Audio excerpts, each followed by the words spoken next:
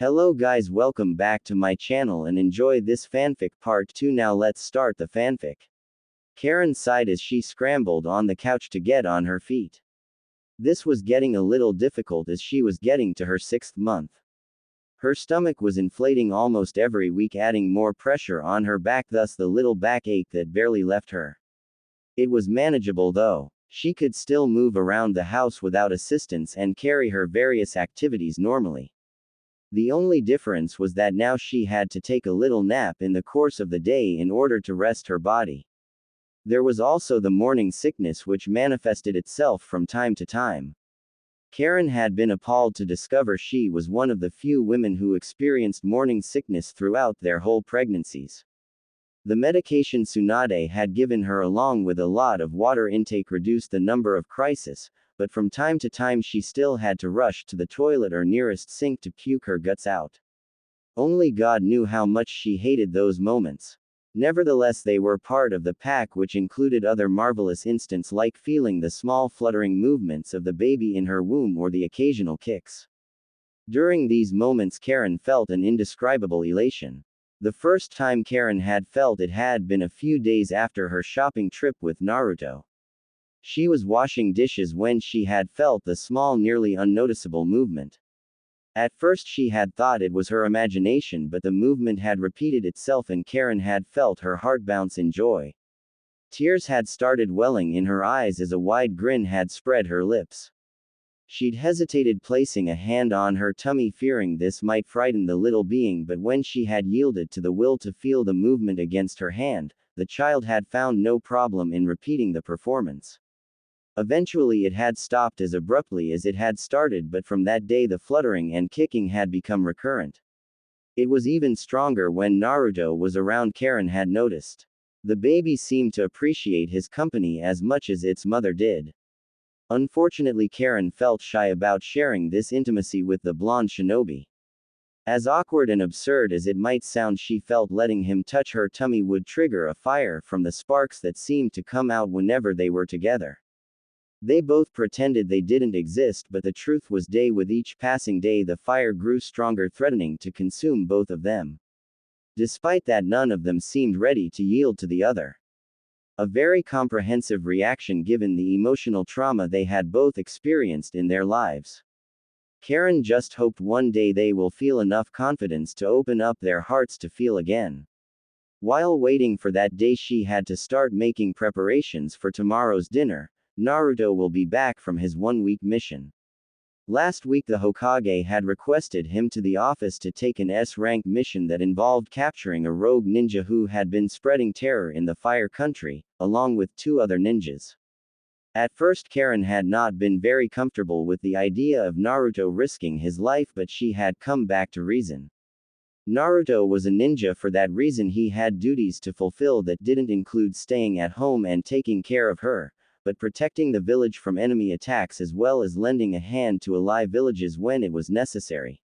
He'd been avoiding these duties for too long. It was about time he concentrated back on them. That was exactly why she had not made a fuss when he informed her he'd be absent for a week. Karin knew she'd miss him like crazy, but instead she had nodded in understanding and flashed him a reassuring smile. He'd flashed back. The past days she had been agonizing of worry and longing, but he was back soon and she reserved him a perfect welcome back dinner. She screened through the fridge to make a list of what she already had and what was left to buy. When it was done, she went to the kitchen drawer where Naruto had left more than enough money to take care of herself during his absence. She withdrew some bank notes that she slid in her purse before leaving the apartment. The day was perfect for a walk, neither too hot nor too cold. As the days passed, going to town made her think of a more philosophical exercise than a death sentence. She ignored hateful glares as much as she could make it and attributed people's hostility a derisive reason. For example, if the greengrocer frowned through the whole time she passed her command, it was surely because he had an indigestion. The expression on his face resembled that of someone who had had an overdose of bananas.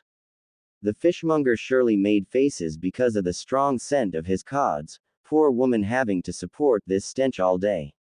As for the bitter curve on the butcher's face while he cut meat, It was certainly because had a quarrel with his wife given the scary way he sharpened his knives looking at her she surely resembled her.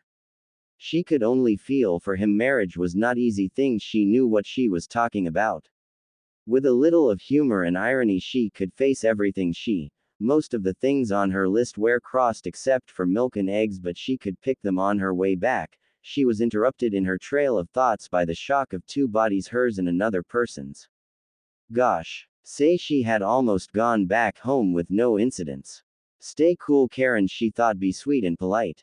I'm sorry, she apologized looking into lavender eyes. It's my fault, I wasn't paying attention. Me too, a kind lovely voice answered. Are you alright? She asked with concern which took Karin a little aback she was not used to such consideration from other people apart from Naruto and Tsunade-sama. Yes, thank you. What about you? I'm perfect. Karin looked at the young woman standing in front of her. She seemed to have her age though the innocent expression of her eyes made her look like a child. A pregnant child then, because the huge tummy that protruded beneath her silk lavender maternity gown was too defined to be considered a fatty belly. Besides she wasn't exactly fat she just had chubby cheeks surely as a result of her condition. Just like her swollen ankles wrapped in pretty sandals. What a pretty face by the way huge lavender eyes a lovely nose and pink plump lips that could come from a man's wet dreams. What a sense of observation Karin, she snapped inwardly. The woman too seemed to be scrutinizing her frame, going from her flat black ballerina shoes up to her black leggings and lilac cotton high-collar maternity tunic. Karin praised herself before going out she had taken time to adjust her appearance.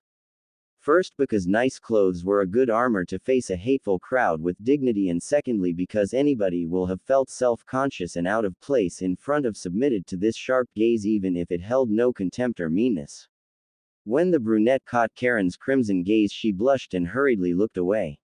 Sorry, she apologized. I'm being rude. Don't be I did the same, Karin said flatly.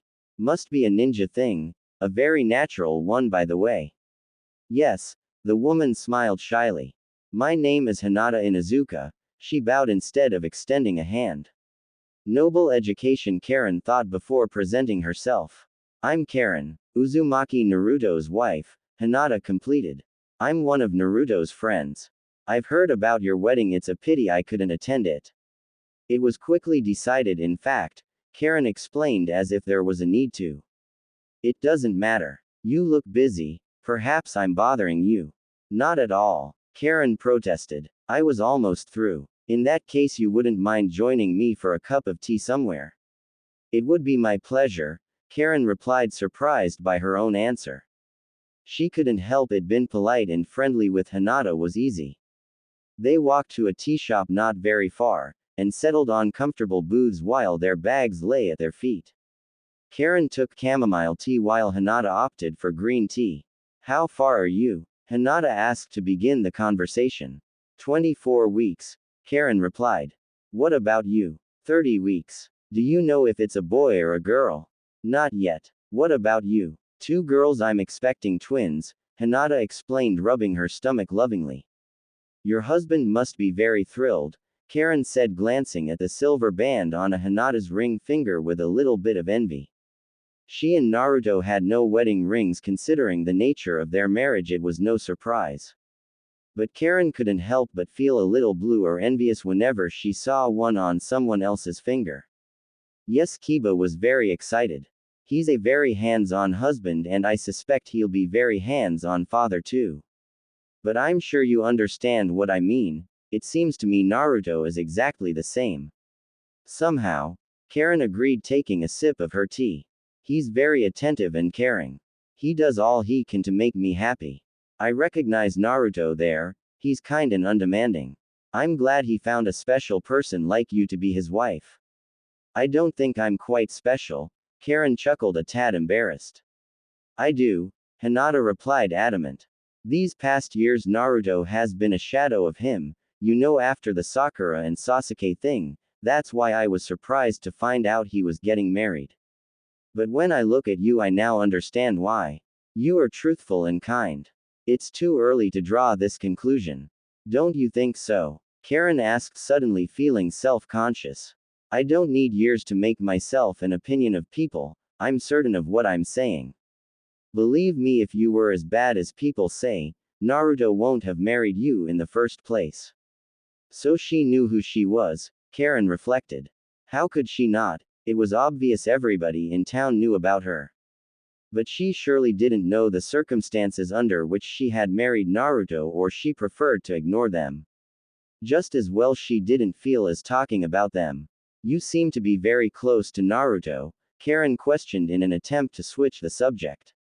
Not that close. But when we were younger I had a crush on him, she confessed. But I got over it eventually, when I found true love with Kiba. I hope it doesn't embarrass you. Not at all. Just that Naruto never mentioned it.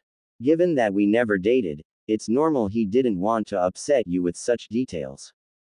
That must be the reason. All the same, I'm happy your relationship was platonic.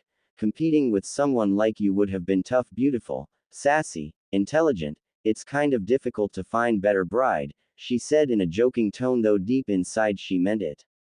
Hinata laughed heartily. You're very funny, but thank you. I must confess it's the first time I meet a woman who succeeds in making fun out of such a situation instead of being mean. It's refreshing. Always happy to oblige, she said comically, making Hinata burst yet into another contagious laughter. Karin found herself laughing too. When they had both calmed down, Hinata spoke again. It's been a while since I got to speak so open-heartedly with someone of my age. My friends are very busy with their families or their missions. I stay at home most of the time and I get bored. Kiba is very entertaining when he's around, but it feels good to talk to someone of the same from time to time. Maybe that's why I talk so much. I don't mind. Actually, I'm much of a talker too. Besides, I understand how you feel. I can't remember ever having fun with any girl, especially not of my age. As far I can remember, I've always been the only girl in a band of boys. I'd never known female company could be fun till now. I'm having a great moment, thank you Hinata-chan, Karin said sincerely, and she was indeed. The only women Karin had ever come along were either rivals or prisoners. She'd been under the wings of Orochimaru very young before she ever got time to make true friends. As a matter of fact, she only had vague memories of her childhood before that period. Living in Orochimaru's lair and working for him didn't provide much time and space to make friends. The people in those hideouts didn't give a damn about friendship or relationships. It was a world where emotions had no place. Trust was hardly given for fear of hurt or betrayal. Survival of the fittest was the prime rule. What was the purpose of getting acquainted to someone when you knew the person could be taken away from you at any moment? How could you trust someone when you knew one day both of you will have to compete to survive? Mercy had no place. The merciless lived longer, the compassionate were quickly eradicated. Pity had no place, friendship even less, except in one's most secret aspirations. Hinata didn't need to be a medium to understand this. Though she had never experienced the type of life Karin had lived before, she knew the shinobi world was cruel. She'd had a bitter taste of it, could be dark and gruesome. When you dealt with people like the evil snake Sannin, it was not very far from hell. No wonder people got out from there either half dead or psychologically traumatized for life. The man was definitely sick. Thank God he was dead. Refusing her mind to wander to such unpleasant thoughts, she brought back her focus to Karin. I'm happy I introduced you to the joys of girly gossip. I'm not an expert like Ino or Sakura, but I'm not that bad. So I could give you plenty of tips if you want. Especially now both of us have plenty of free time, she said with an eloquent look to their swollen tummies. I'd very much like to, Karin replied, more touched than she could have imagined. Then we have a deal, Hinata exclaimed before falling into yet another fit of contagious laughter. They chatted for some time again before they decided it was time to part from one another, with promises to meet again for an occasional tea. Karin was so thrilled by the pleasant encounter she almost forgot to buy milk and eggs as she had planned to. When she got home, she was euphoric, still on the effect of her newly made relationship. For the first time since she had stepped in Konoha, she felt a little integrated. But foremost, she had found answers to questions that had been whirling in her mind of recent. In the course of their discussion, Karin had confirmed if Hinata had a crush on Naruto during their young years, she had really gotten over him. Hinata didn't have to shout it on rooftops, it was evident that she was head over heels in love with her husband. Whatever they discussed, she always found it a little bit connected to her husband. A cute dreamy smile spread her lips whenever she mentioned his name. Her devotion to Kiba was obvious. Yet she wasn't like a senseless groupie in front her idol. Neither did she worship him like a pagan god. Instead, the love that seeped in her voice mingled with respect and discernment. They seemed to be inseparable. According to Hinata, they did almost everything together. He was, as she had said herself, the center of her world. Karin could have felt envious of the love Hinata seemed to profess to her husband. Instead, it made her think. For the past months now, Karin had started developing feelings for her convenient husband. Karin could not exactly say when he had moved from the status of savior and friend to that of the man she loved more than any man she'd ever met before. But what she was sure of was that she was in love with him. Whenever she was with Naruto, she felt turmoil of incomprehensible and unconnected feelings wash over like a desert sandstorm: bliss, wrath, sadness. She couldn't explain why she loved him, but she knew she was willing to give up everything she had just for his sake, because he was worth every sacrifice. He was one of the most perfect people she had ever met. True enough, he had flaws and she saw them, but that was what Karin liked most in him. Because Naruto was so real, he didn't play games or hid his imperfections under a mask of hypocrisy like most people did. He accepted them and strived to change. He never thought of people with disdain even when they hurt him. He was naturally kind and gentle, and he took everybody as they came. He didn't ask her to sacrifice anything in his favor, instead he gave without asking in return, and that was what drew Karin to him. He didn't need to say anything or offer her gifts for her to feel good, just his mere presence and seeing smiles on his face were enough to make her feel complete and fulfilled. Naruto watched as his wife activated herself over the cooker while she hummed a melody to herself. Her tummy had grown a little bigger. She looked 4 months pregnant. Meanwhile, she was almost getting to her 6th month. Her face looked healthy and a serene glow covered her body. As the day passed, she became more and more beautiful, even more desirable, though on that part Naruto knew he better laid his hands off. A self-derisive smile spread his lips. He had come back from a mission 3 days ago. Another one in the long lists of missions he'd been having for the past month. It was most likely he'd be sent for another one anytime soon. So he had decided to enjoy as much of her as he could before his next mission. Though he liked the excitement and the action during missions, there were times when he couldn't help but miss home, or to be more precise, Karin. Oh sweet heavens! The woman was his obsession. There were times when he found himself few feet from the enemy camp and the only thing he thought about was what Karin was doing at that particular moment. Even when he was surrounded by a band of infuriated, threatening A-rank enemies, he couldn't help but ask himself if she was doing fine. She was in his mind at all times of the day, and the best thing he liked about missions was when he came back. Not only did he like the familiar citrus perfume that floated in the apartment or the gloss and shine of all the surfaces. It always felt like heavens to soak in the long healing baths she prepared for him. Not to talk of the Epicurean meals that waited to send him to the most exotic settings he had in mind. But above all, what he liked the most was that he got to hear the melodious voice that haunted his dreams. And that smile which said more than words, "I've missed you." Though she didn't voice it loud, Naruto was sure Karin longed for him as much as he did when he was away. At least he hoped so, because as time passed, Naruto had begun to develop feelings for her that went beyond duty or platonic friendship. It was even above mere desire. It surpassed everything he had ever felt. He felt possessive and unsecure whenever it came to Karin. He often thought of her as his wife these days and not more like the roommate he was married to. He loathed thinking that one day they might have to part. He couldn't imagine himself with someone other than her. The thought of Karin with another man was unbearable.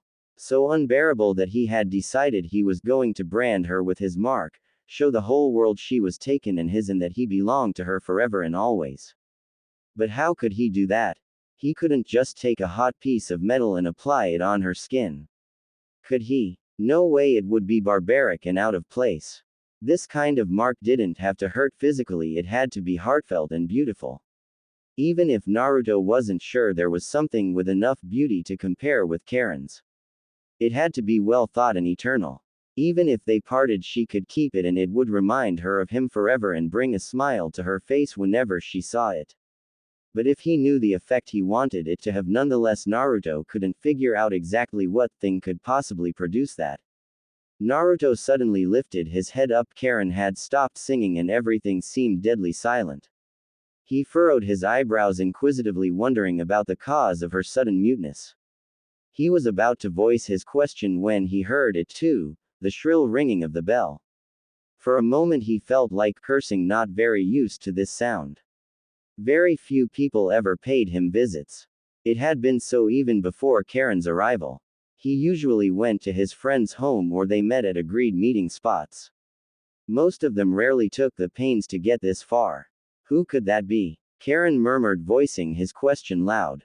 She dropped the cooking spoon she held in her hand on the counter and was about to head for the door when he interrupted her. Never mind, I'll do it. Her eyes fluttered in a very enticing way and a killer smile graced her lips and she thanked him and returned to her cooking. Naruto was happy he was leaving the room for a moment because when she did that he felt dizzy and tipsy with desire. He came back a moment later, a weird expression on his face. We have some visitors, he told her in a fake cheery voice. Karin just raised an eyebrow, intrigued, but said nothing. She wiped her hands with a dish towel and followed him in the living room. Her eyes took the same dimensions as the saucers she used in the kitchen. No need to say she was as dismayed as he had been when he had opened the door and he had seen the Inuzuka couple at the doorstep. Sure, Karin had told him some weeks earlier about her meeting with Hinata. Naruto could remember feeling happy and relieved she had at least made this acquaintance. He loathed the idea of her being secluded in their apartment with no one to talk to when he was away.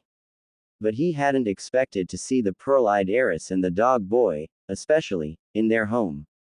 It was obvious she too shared his surprise. Till now he hadn't even been sure the Inuzukas knew his address. Not that they were at odds, but they had hardly been the best of friends either. Kiba didn't do the visiting thing, he preferred they met at places for training or to have a drink. In either case they were usually opportunities for him to compete with Naruto. That was when Naruto used to do the socializing thing. For a long time Naruto had enjoyed the casual rivalry, though he had secretly wondered about its reason until the day he had been invited to their engagement party 3 years ago and Kiba had flashed him a not very subtle triumphant smile. That's when Naruto had understood the source of their teenage rivalry, Hinata. Though Naruto had been surprised since he had already made Hinata understand as much as he appreciated her, he wasn't sure he deserved her attention. Needless to say, her love, because he didn't feel as strongly for her as she did for him. Obviously it hadn't been enough for Dog Boy. Nevertheless Naruto had sincerely wished them the best in the world and everlasting happiness. Since then, they had hardly met again, firstly because Naruto made it a point not crossing their way in order to avoid giving Kiba the wrong impression, and later because he had not been willing to see anyone after the misery Sasuke and Sakura had inflicted on him. Talking of those two, he hardly ever thought of them any more these days. He snapped out his daydreaming when he heard Hinata's soft, embarrassed voice. I'm sorry we didn't inform you before coming, but we wanted to surprise you. I'd told you this wasn't a good idea, her husband whispered in her ear. We are clearly surprised, Naruto whispered before he knew what he was saying. But actually we are pleasantly surprised, aren't we, Karin? He asked in a cheesy voice, recriminating himself inwardly for being so tactless. Even if they were not expected, there was no need to be impolite. Of course we are very happy to see you. Please don't remain standing, have a seat, she stuttered, still not fully recovered from her surprise. At last, Kiba grunted, earning him a whack from his wife and a cornered smile from Naruto. I'll get you some tea, Karin suggested before exiting hurriedly to the kitchen. Naruto was left with their surprise guests. For a moment they said nothing, then Hinata's voice sprang up. I hope we are not disturbing you, she said, cheeks red with embarrassment. We could still go. Of course not, Naruto cried out before saying in a cooler tone, as we said earlier, Karin and I are happy to see you, both of you, he emphasized to Kiba's attention. The latter just snorted as if he didn't believe him. Nevertheless, Naruto continued unfazed. It's been a long time since the last time I saw both of you, so I haven't got the opportunity to congratulate you for the new addition in your family, so congrats. Thank you, Hinata cheered as her hand automatically moved to the huge bulge underneath her elegant pearl maternity gown. Even Kiba could not help but let an upward smile grace the corner of his mouth, paternal pride written all over his face as he placed his big hand on top of his wife's smaller one. Naruto could only understand him. He felt the same whenever he saw the swell in Karin's abdominal region. Even if he had not yet had the pleasure to touch it. Indeed, the baby was not his, yet he thought of it as his own, and if he anticipated the moment it would arrive, he was also looking forward to it. Karin came in at this moment and placed a tray of tea on the table. She bent down to serve them, but Naruto was faster than her. Leave it to me. You sit down and rest a little, he whispered softly. Karin was about to protest, but she knew with Naruto it was pointless, so she did as she was told and sat in the couch opposite to their guests over the table. You should know my wife Kiba, don't you? When were we introduced, if I may ask? Kiba said in a tone that made Naruto grit his teeth. While he was fuming silently trying to regain composure, Karin went ahead. Good afternoon. I'm Naruto's wife, Karin. I was looking forward to meeting you, Mr. Inuzuka, Karin said after clearing her throat. Your wife made me understand you were a wonderful man. That must be because I am, he said with unhidden arrogance, scrutinizing her with a sharp glare as if he was assessing her suitability to be his wife's friend or not, making Naruto flinch and Karin wriggle uncomfortably in her seat while Hinata just rolled her eyes and shook her head. It's rude to stare at people, Naruto growled. That applies for ugly people. But beautiful people are meant to be stared at, and that is exactly what I'm doing, he said, flashing a wide grin to Karin, who was blinking frantically. I was talking about you, in case you were lost. I was looking forward to meeting you too. Hinata was right. You are a sheer beauty and I was wrong. You're nothing ugly as I'll expect Naruto's wife to be. By the way, you can call me Kiba, no need for formalities, we are friends. He extended his big hand that she took with a small smile, her cheeks red and hot with pleasure mingled with embarrassment. Okay, Naruto exclaimed, feeling more than irritated because of this wild man charming and flirting with his wife in front of his own. I suppose now we know each other well enough, you ladies could go to the kitchen while Kiba and I stay here and have a man-to-man talk. I have nothing to tell you and my wife is not a maid. He was cut off by said wife with a rapid kiss on his lips. Before she struggled her way up. You're right, Naruto, Karin and I will be in the kitchen. Be good boys, the two of you. With that she left the room with Karin. As they entered the kitchen, Hinata let out a sigh. You must have walked a long way till here, Karin offered, pushing a chair in her direction and setting a cup of water near her hand so fast Hinata didn't release when she did it. Their apartment was very distant from town. Every normal person would find it far and the trek somehow tedious. She could only guess, given Hinata's condition, the exercise should have been even more strenuous.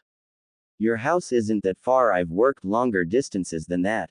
I'm feeling very fine, she assured, smiling sincerely as she always did. I was sighing because Kiba exasperates me sometimes with his excessive eagerness.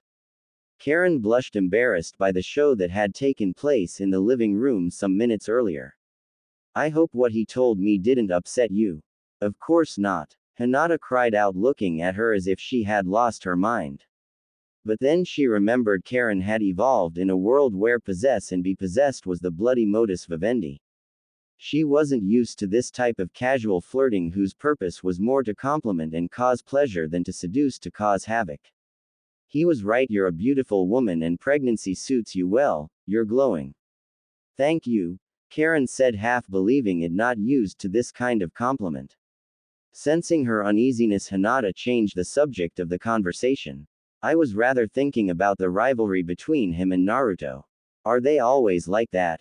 You mean childish? Karin nodded. Yes, Hinata informed. Whenever those two are in a room, the air starts feeling thick and overstuffed with brooding, misplaced ego. In that case, should we be leaving the two of them alone? The redhead asked, feeling anxious they might start a real fight and get hurt. Don't worry, the worst thing they can do now is calling themselves very embarrassing names. You wouldn't want to hear that. Karin wanted to tell her there was no word they would say which could shock her, since she must have heard most of them before. Addressed to her most of the time, and she had retaliated to them using even filthier vocabulary. Instead, she stayed quiet. There was no need to file Hinata about the worst details in her life. This visit, as unexpected as it was aimed at being pleasure time and not turning into a pathetic heart-spilling exercise. If the two men were going to be fine, so be it.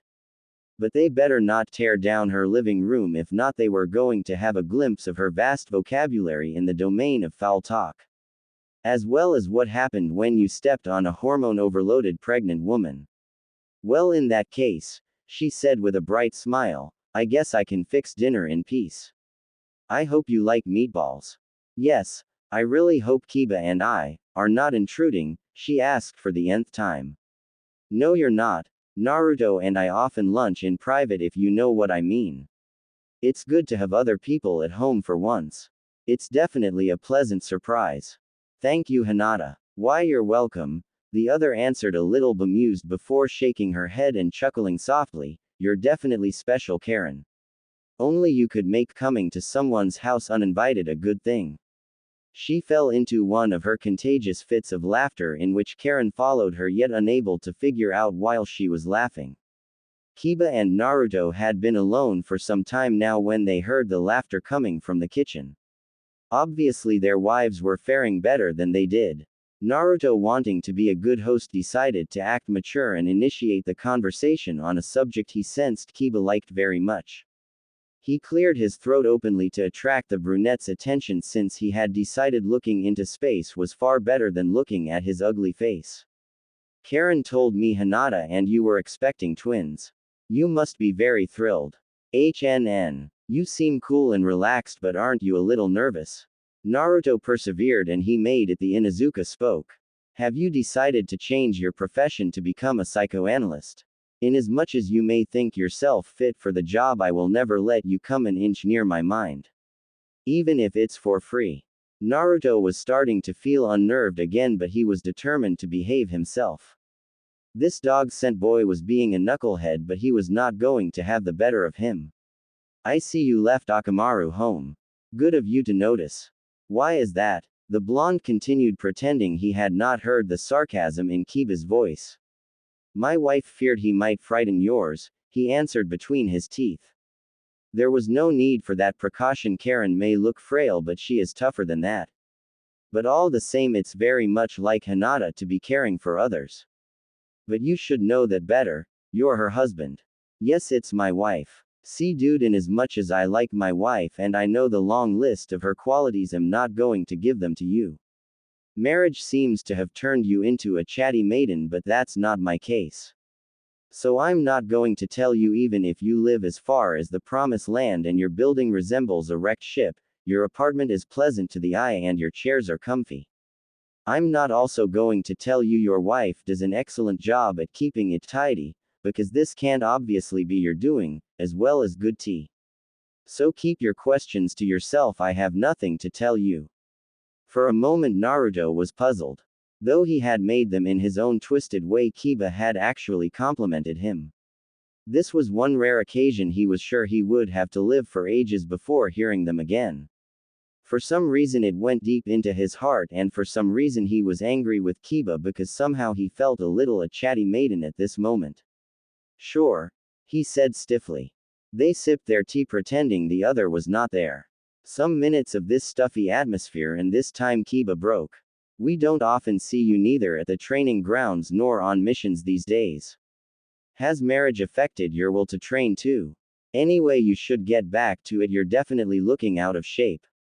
Naruto knew Kiba wasn't referring to his physical appearance while saying this. It was more of the fact that for the last year he had made it a point to avoid contact with everybody willing to lick his wounds in solo. I have been training. But just it wasn't with you. Why? Were you afraid we might kick you, or you think you are too far gone for us to meet up with you, hero? I think it's more because of the second option than the first, he said with a cheesy smile, unable to resist to the temptation to taunt his friend. Kiba just snorted. If that makes you happy to think of yourself that way, I won't deny you the only pleasure you have left in your life. It's not the only one. I have my wife too, Naruto said, surprising his own self. More silence fell on the room. This time again Kiba was the first to speak. I meant it when I said your wife is beautiful. I thought you didn't like maiden talk, Naruto said ironical. I'm saying this just so you should know, when I first saw her I thought she was your girlfriend instead of your wife. Why is that so? Naruto asked, feeling his whole body tense. If the guy dare insult Karin, he was going to break his head, and as lovely as Hinata could be, he won't let go of him till he was a crumbling mess. Then Kiba said what he expected least. There is nothing to account for that. It's not supposed to be stamped on her face, Naruto pointed out defensively. That's the reason for this, Kiba said, pointing the silver band on his ring finger. Naruto was taken aback for some minutes. At the time they had gotten married, neither he or Karin had found it necessary to have wedding rings. Karin was too overwhelmed by her recent assault and the decisions she was to make to give it a thought. As for their witnesses, they were far too busy trying to bring him back to his senses to think of such a tiny detail. As for him, he didn't see the necessity of what he considered like some sort of ornament more than anything. But under the light of what Kiba had just told him, he was starting to think he had it wrong. Now he could only think of what people could have believed when he introduced her as his wife. They must have certainly thought he was trying to make things sound normal because Karin was pregnant. Now the look the shopkeeper the maternity boutique had cast at Karin's bare finger made more sense to him. She was certainly intrigued by the blatant absence of wedding ring. Had she thought their marriage was pretense too? And all those they had come across, what had they thought? More than what people must have thought. What had Karin thought? At that moment said person came into the room with a tray full of dishes that she set on the dining table at the corner of the room. You may want to know dinner will be served in a jiffy, she said warmly. At last, Kiba grunted again. This time Naruto was unable to flinch even as Karin smiled heartily. Over dinner Naruto couldn't keep his eyes off his wife. She smiled easily to Kiba's grudginess and inquired to know if Hinata was alright or if he had enough food in his plate. She was the perfect hostess, smiling and warm. But there was that moment when Hinata's diamond ring caught the light and he saw the furtive longing in Karin's eyes as she looked at the ring. Then he knew Kiba had been right from the start. Karin cared less about ornaments. In fact, he hardly saw her with jewels, apart from the studs she wore on her ears. But this was more than a simple ornament. It was the symbol she belonged to him as much as he belonged to her. It was the sign the vows they had made were not for fun. Yes, he had strived to be the best husband ever, but as Kiba had clearly pointed out, what accounted for it? Naruto smiled to himself. Who could have known such a tiny detail mattered so much? Certainly not a thick fool like him.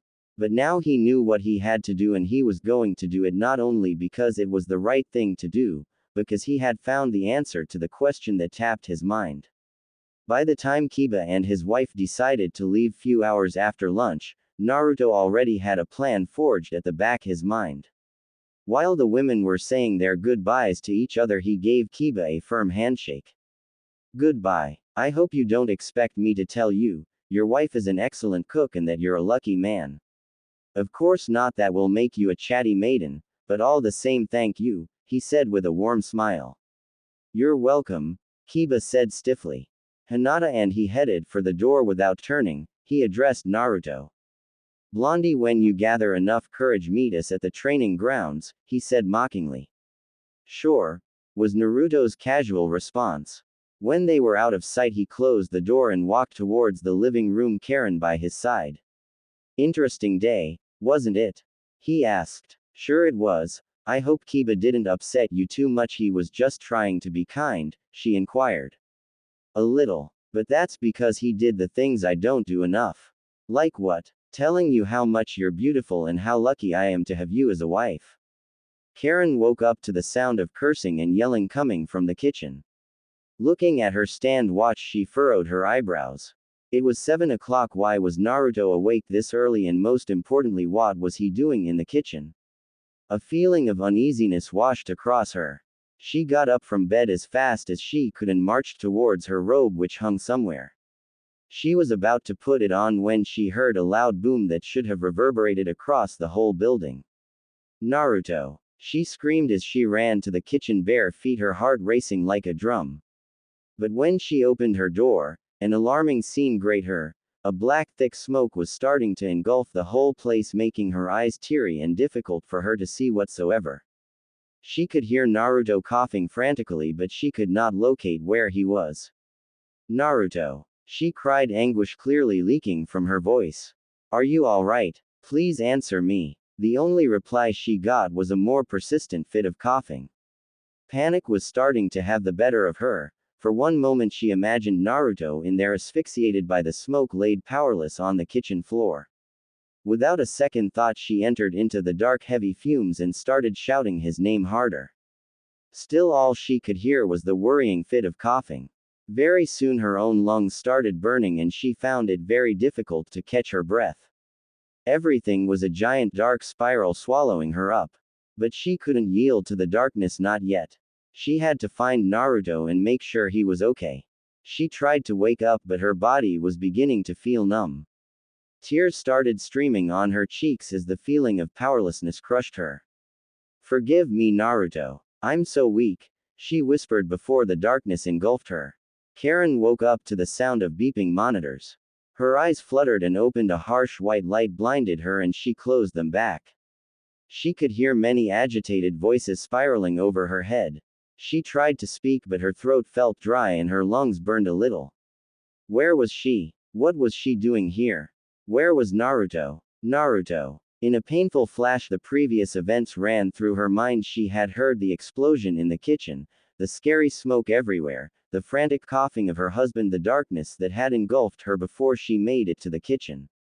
Lord, what had happened to him? She opened her eyes, sat up straight despite the hands she felt forcing her down to bed.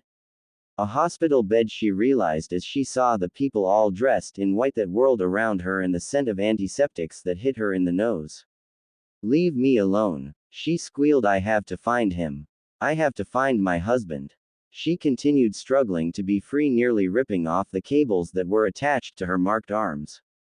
Calm down, madam. He's okay, a soft voice assured her, but she didn't give a damn. I want to see him. Where is he? She screamed, her voice almost hysteric. He'd be here in a minute, just. Karin. She heard a soft, husky voice call her name. She turned her head in the direction she had heard the voice coming from. Though her vision was blurry because she didn't have her glasses and her eyes still burned a little, she knew he was the one. Naruto. She whispered as silent sobs started escaping from her mouth. I thought something dreadful had happened to you. I thought. Her voice trailed before she could finish her sentence as tears suffocated her. At that moment she felt his strong hands circling her body as it shook all through. She put her arms around his waist and she held him as tight as she could, as if she never wanted to let him go again. I was so scared when I saw all that smoke and I heard you cough. She choked. I tried to save you, but I couldn't. I'm so sorry. She cried even louder. It's okay. I'm all right, Naruto assured in an appeasing voice. For what seemed like hours, Karin cried, both from shock and relief. You have to calm down now, Naruto said in his soft voice. It's neither good for you nor the baby. Automatically Karin pushed away as her hands went to her swollen abdomen. The baby, she gasped as her eyes opened wide. A gnawing guilt tortured her mind. She hadn't thought of it since the moment she had heard the explosion. In her will to save Naruto, she had put it into danger. What if? As if he had sensed her fears, Naruto's hand rubbed her arm reassuringly and pushing her slowly into bed for her to rest and recover from her emotions. Don't worry, it's alright. I was able to bring you here fast enough before anything could happen to it. I'm just sorry I caused all of this in the first place. His expression became grim as he said that. Karin put a hand on his jaw. You don't have to say that. But it's true. He snapped. If I had not handled the gas cooker so badly, all of this wouldn't have happened. He slowly pushed away from her and got up from the bed. Karin watched him walk to the window where he leaned one arm above his head, the other in the pocket. The tension that radiated from his body was palpable. He seemed to be in intense mental torment, and indeed he was. When he had slept at Karin's bedside after he'd rescued her that horrible night, he'd vowed to himself he was going to do whatsoever it took so that she never found herself in such a vulnerable situation. But here she was, nailed to a bed in a cold, sterile hospital room, all because he was so thick he couldn't handle a gas cooker properly. Naruto had always thought he was a health hazard in the kitchen, but he had not known his awkwardness could be this dreadful. If he had known, he won't have tried to fix breakfast this morning. He had realized that for the past days Karin had been getting more and more tired. Come to think of it, was just normal given her condition. The fact she got up early every day to prepare his breakfast before he woke up didn't help the situation. So he had decided from now on he was going to ease her from the burden of making breakfast when he was around. True enough, his culinary prowess was not impressive, but he could at least manage a decent breakfast. Or so had he thought, until the distinct odor of butane had risen in the air, and minutes later an explosion had almost turned their apartment into ashes. Naruto. He heard her calling his name softly, but he could not gather the courage to see her face. Not yet. He was feeling too emotional right now, and he didn't want her to see him like that. He closed his eyes and took a deep breath to cool his throbbing nerves. He couldn't tell if it were seconds or an eternity later when he felt two warm, slim arms wrap around his waist and one soft cheek press against his shoulder blades. He stiffened for some seconds, startled by this gesture, which was as surprising as it were affectionate. Naruto, she repeated his name with a softness that made his insides melt.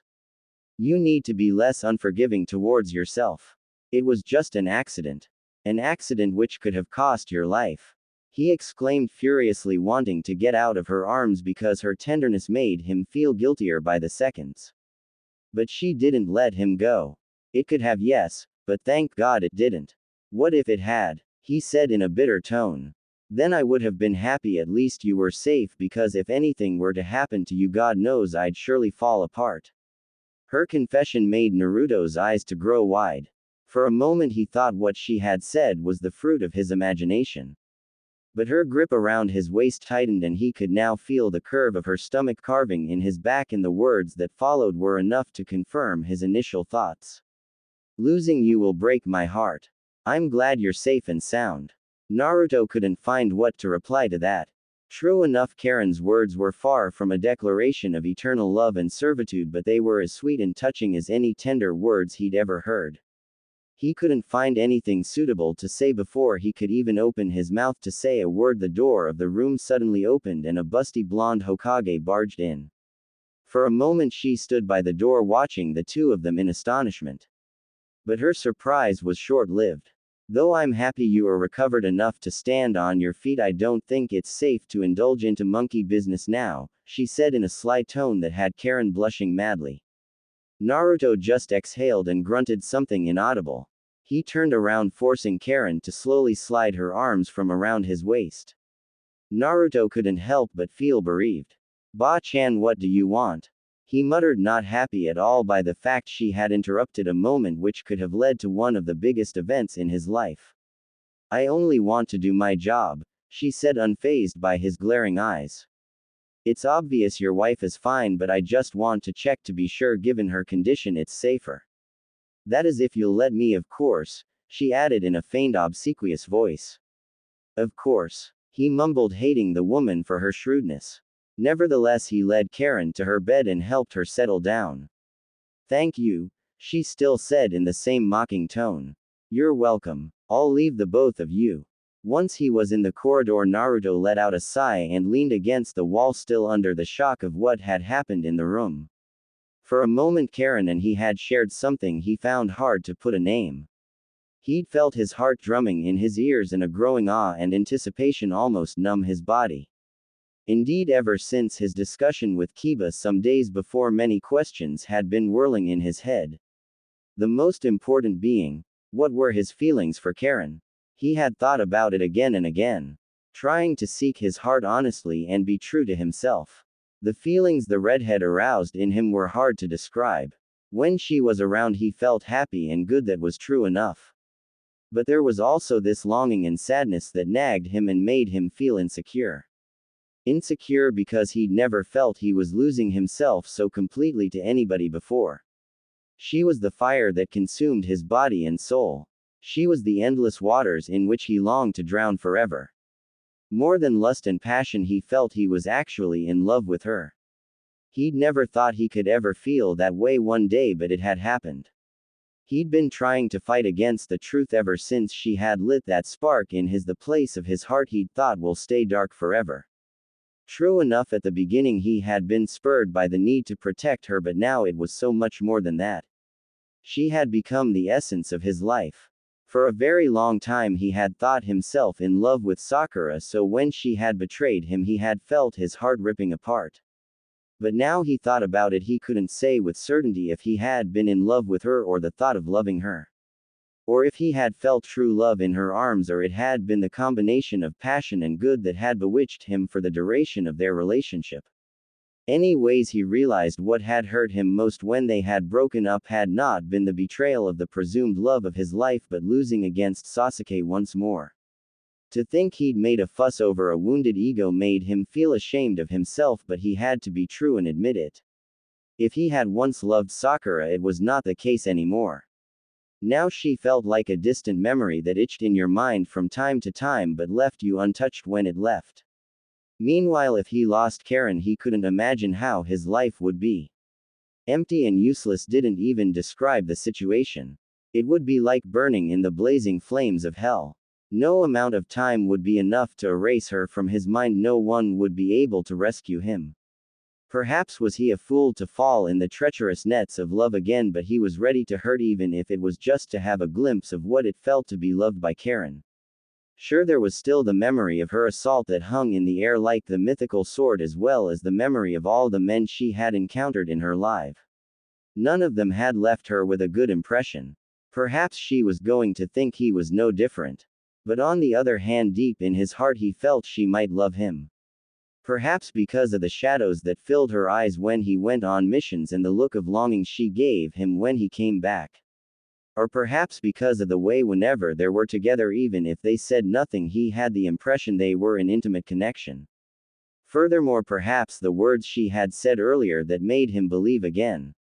Losing you will break my heart. The door of her room opened and Tsunade came out. She stared at him for a moment before speaking. You don't look fine, she stated when she saw his tortured look. But I do feel fine, he grumbled, not liking the sharp edge of her stare. If you say so, she snorted. Anyway, just wanted to let you know your wife and your baby were fine, just in case you were worried about that. Thank you. I'm relieved, he said in a monochord voice. Seeing your face, no one would guess that. That would be because people see what they want to see. Or perhaps because they know you so well, they wouldn't be fooled by your outward toughness that disguises the torment underneath. I never knew you were this philosophical. I'm old enough to be, though. You should know that. If Naruto had not been so deeply tormented at the moment, he would have certainly laughed and teased her at her own admission she was old. Indeed, considering the pains Tsunade went through to conceal she was far from her youth days, it was surprising for her to say it loud so bluntly. Too bad he was in no mood for pranks right now, because such an occasion wasn't going to present itself for another while. The blonde woman sighed, seeing his irresponsiveness. It was so not like Naruto to let an opportunity to taunt her about her age so easily. He was really tormented. Karin and you are the perfect couple. You both look like you've just been told the end of the world was in few seconds and you still hadn't achieved all the dreams you were aiming for. Except this is not the end of the world and there's still time for you to, if not achieve, try to achieve all what you've been aspiring for. The sooner you start working on it, the better. Once again, Naruto was startled, this time by the longing that transpired in her voice. Tsunade wasn't the type to let such vulnerable feelings easily surface for everyone to see. Yet she had just done in his presence. He looked in her eyes and he saw a small gleam of sorrow in her amber eyes. Like that of someone haunted by the past but who had learned to conceal their regrets to the rest of the world. The moment passed rather fast because soon after she was her own gruff self. For the meantime, she snapped surly, start by removing that horrifying pathetic look from your face and get back to your wife. She needs you right now. With that she gave him a tap on the shoulder and walked away from him without waiting for his reply. Naruto stayed in the corridor for a moment trying to pull himself together. He leaned face against the wall and closed his eyes. He felt so tired, so drained. If only he could. This whole situation was taking a toll on him, away his energy. If only he could open his eyes and realize this was just a dream. But he knew from experience, no matter how he closed and opened his eyes or pinched himself, the reality was not going to fade away. But damn, a man could hope. If not, what was the essence of life? He was so caught up in his thoughts he didn't hear the rapid footsteps coming his way until he felt a solid hand give him a slight tap on the shoulder. He jumped, startled by the sudden appearance. He turned around to see Iruka-sensei's brown eyes staring worryingly at him. I came as soon as I heard about the explosion. Are you alright? Still under the shock of seeing his foster father after such a long time, Naruto was short of words for a moment. Indeed, ever since his wedding with Karin, he had only seen the dolphin ninja on rare occasions during which they had not had time to discuss properly. The older man didn't even visit as he used to before. Of course, Naruto understood he had not yet gotten to terms with his rushed-over wedding with the ex-rogue ninja, and he didn't hold any grudge against him. Iruka was a very protective person by nature. He held those he cared for in a bubble and sent his claws out whenever he saw someone threatening come near it. Given Karin's past and the emotional situation in which Naruto had been when he had married her, it was just normal. All the defense mechanism erected by Iruka had surfaced. Though Naruto wanted his father to see the goodness he had seen in Karin, he knew it was going to take time and he had let him get over it. In all cases, he knew he could still count on his help and support if he needed it, like at the moment. For that he was grateful.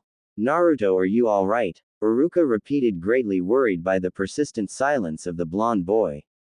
Yes, Iruka-sensei, I am, he answered in a husky voice.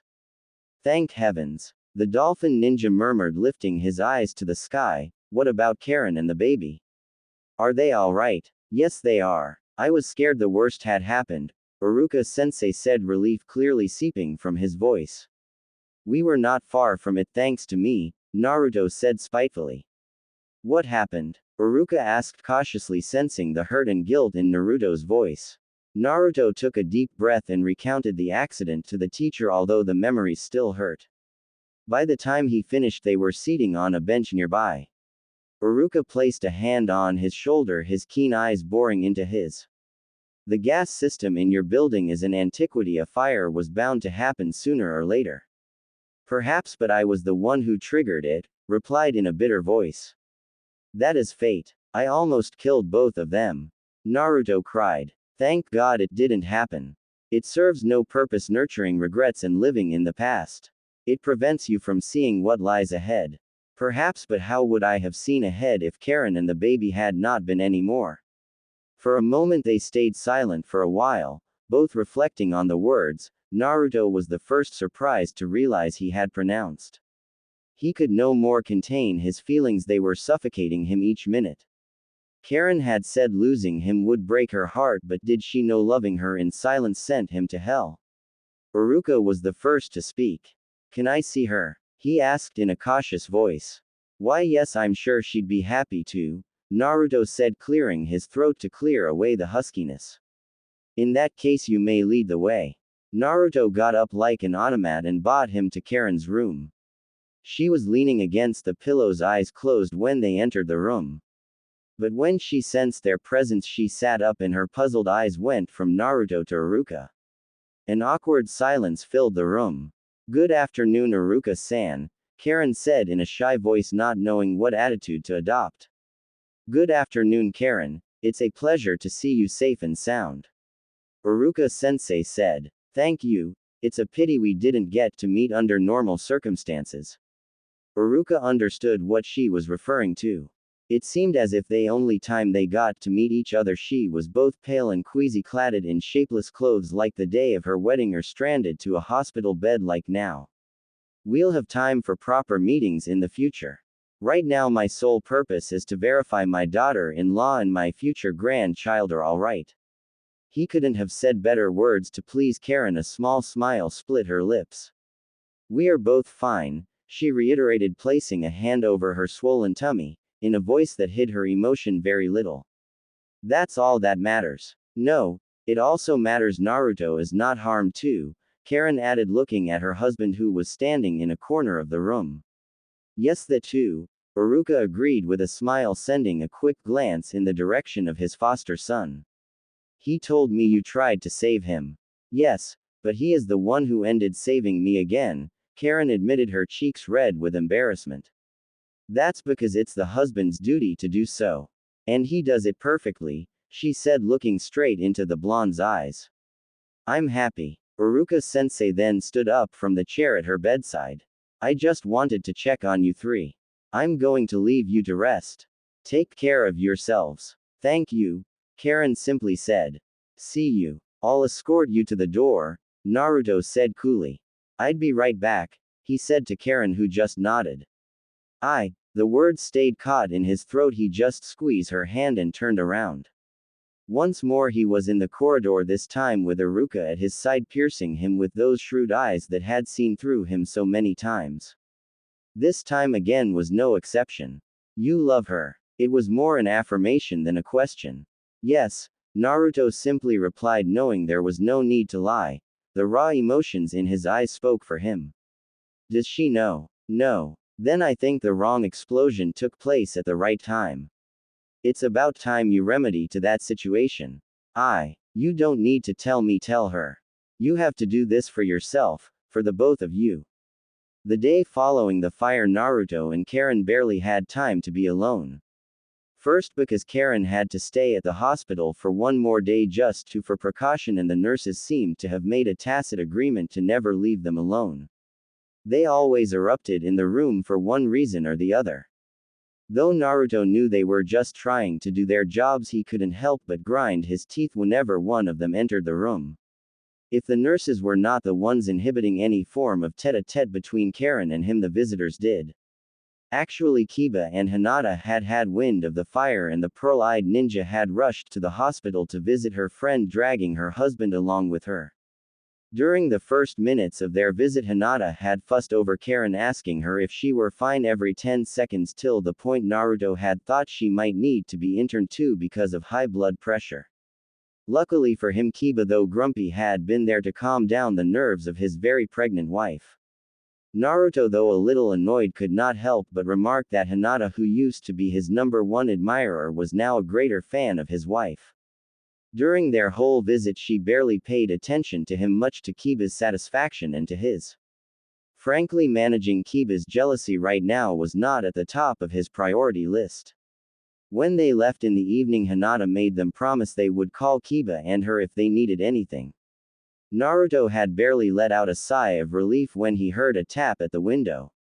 He turned around and saw Kakashi-sensei perched on a nearby tree. Once he opened the window, Kakashi leapt in the room. Ignoring the utter surprise on both of Naruto's and Karen's faces, he dropped a basket of apples in Naruto's hand and strode to Karen's bedside as if they had slept under the same roof the night before. Meanwhile, it had been ages since they had last seen him. "So, little girl," he said to Karen while he sat on the chair placed there for visitors, "I hardly have my back turned and you get into trouble. You have gone invisible for ages," Naruto grumbled as he dropped the basket on a small table at the bedside. Good morning, Naruto. I had not seen you. How are you? Kakashi said laconically, silently rejoicing as he saw the blonde's eyebrow twitch in annoyance. Fine. It's good of you to ask. I'm always good. Am I not, Karin? Yes, you are, she replied with a smile. It's been a long time, Kakashi-san. Where have you been? Well, I've been around doing nothing in particular. Then why didn't you visit? She insisted, puzzled by the appearances and disappearances of the masked ninja. Since she had known him, he came and went out of her life like the wind. He'd saved her from Sasuke's deadly hands and brought her to the village. He'd been there for her trial, and when she had been jailed he had visited her from time to time before disappearing. He'd come back again and had gotten her out of prison, given her money, a job and a house before disappearing again. At first Karin had thought he did all that because he needed something from her, like information, or because had been on some sort of rehabilitation mission. But with time she had discovered it was neither one nor the other reason. Each time she saw him she was puzzled, and when he went she was even more puzzled. I left you under good hands, so I took it you didn't need me anymore, he stated. It's true, but I thought at least this time around I got to see you more often. Believe me, he said, placing a hand on hers, you wouldn't want that. Karin just blinked and said nothing. A weird silence stretched for more than it is necessary. Before Naruto cleared his throat and decided to speak. So what brought you around this time? What a question, Kakashi exclaimed, as if Naruto had just asked who the author of Ika Ika Paradise was. I heard there had been a fire at your place and I wanted to know what had happened exactly. You should have asked the person who informed you, Naruto said, his expression grim. Well, I did, and I was told about a kitchen, breakfast, and explosion. But I could not decide if it were true or not. I don't think I'm getting you well, Naruto said, frowning. You two were making out on the kitchen counter while breakfast was on the fire, he declared solemnly, as if it were the most important discovery of the century. What? Naruto deadpanned while Karin blushed furiously. You don't need to pretend with me, I know how it happens. Let's have a quickie before the eggs are ready, he said in a lame imitation of Naruto's voice. All right, he said in another more ghastly imitation of Karin's. You jump on the kitchen counter and before you know it, boom. The kitchen is on fire. The neighbors are yelling and you've not yet climaxed. Really troublesome. He concluded his dreadful tirade with a very theatrical sigh. Anyway, the most important thing is that both of you are safe and in one piece, and your Ika Ika book is. What the hell are you talking about? Naruto yelled, his composure gone to shreds. Don't you have the least decency? For God's sake, you are in front of a lady. Kakashi's cast a quick look in Karin's direction. The latter was red like a turnip. I don't see why you're making such a fuss, we are all adults here, aren't we? If you feel free to talk about your life anyhow, some of us are not. Seeing the way you're all hot and flustered, one may be tempted to consider some of you don't have one. If it is the case, don't worry, I've got a copy of Ika Ika Paradise during pregnancy. It's very instructive, I may lend it to you if you want to, the silver-haired man said, unfazed by Naruto's eyes digging holes in his head. No thank you. But all very much like if you could leave now, my wife needs to rest and recover from the trauma your obscenity has caused her, Naruto said, emphasizing on each syllable. No problem. I was about to go anyway. I saw what I wanted to see. Karin, he addressed the redhead whose face was even redder than her hair, don't get into more trouble till the next time we meet again. Naruto, he said when he got at the level of his student, my offer is till up. Before Naruto could even think of responding or better still yell at him, he disappeared in a poof of smoke. After his departure, Naruto and Karin were too embarrassed to even look at each other. Not even say to talk, because whenever their eyes caught Kakashi's word that still hung in the air brought X-rated thoughts to their minds. Damn you, old pervert, Naruto growled under his breath. Karin was finally released in the evening, much to Naruto's relief. No matter how much he had been told she had been kept under observation for safety's sake, his heart was not at peace as long as he saw her dressed in the terribly unfitting hospital gown and tacked in bed. When they returned home, a ghastly scene greeted them. Though Naruto had almost succeeded in controlling the fire, the smoke had done the job of darkening the walls of the kitchen and the living room. The bedrooms had been spared, but the air was still heavy with the scent of smoke, rendering the whole place uninhabitable. Though Tsunade had assured him she had assigned some people to help him with the reparations, he could not help but feel a deep depression fall over him. He had lived in this apartment for years. It had experienced the laughter, joys and sorrows of his parents before him, along with them and his subsequently. To see it in such a pitiful condition ripped his heart apart. He wondered if it could ever be the same. He felt Karin's hand rest on his arm. She looked at him with those magnificent crimson eyes of hers filled with such tenderness he thought his eyes might become teary. "Don't worry, I'm sure we'll be able to fix it. It might take some time, but we'll succeed," she said in a soft voice. "I hope so," he croaked, his voice raw because of emotion. "I'm sure of it." Naruto proceeded in getting some of their clothes and other things they will require for about 2 weeks into traveling bags. Iruka, in his almighty foresightedness, had foreseen they won't be able to live in their apartment for a while, so he had proposed, or rather somehow forced them to use the guest room in his house. Though he had been tempted to refuse, Naruto was suddenly glad he had yielded onto the teacher. "This place was messy and dangerous just an hour here and your lungs were full of smoke."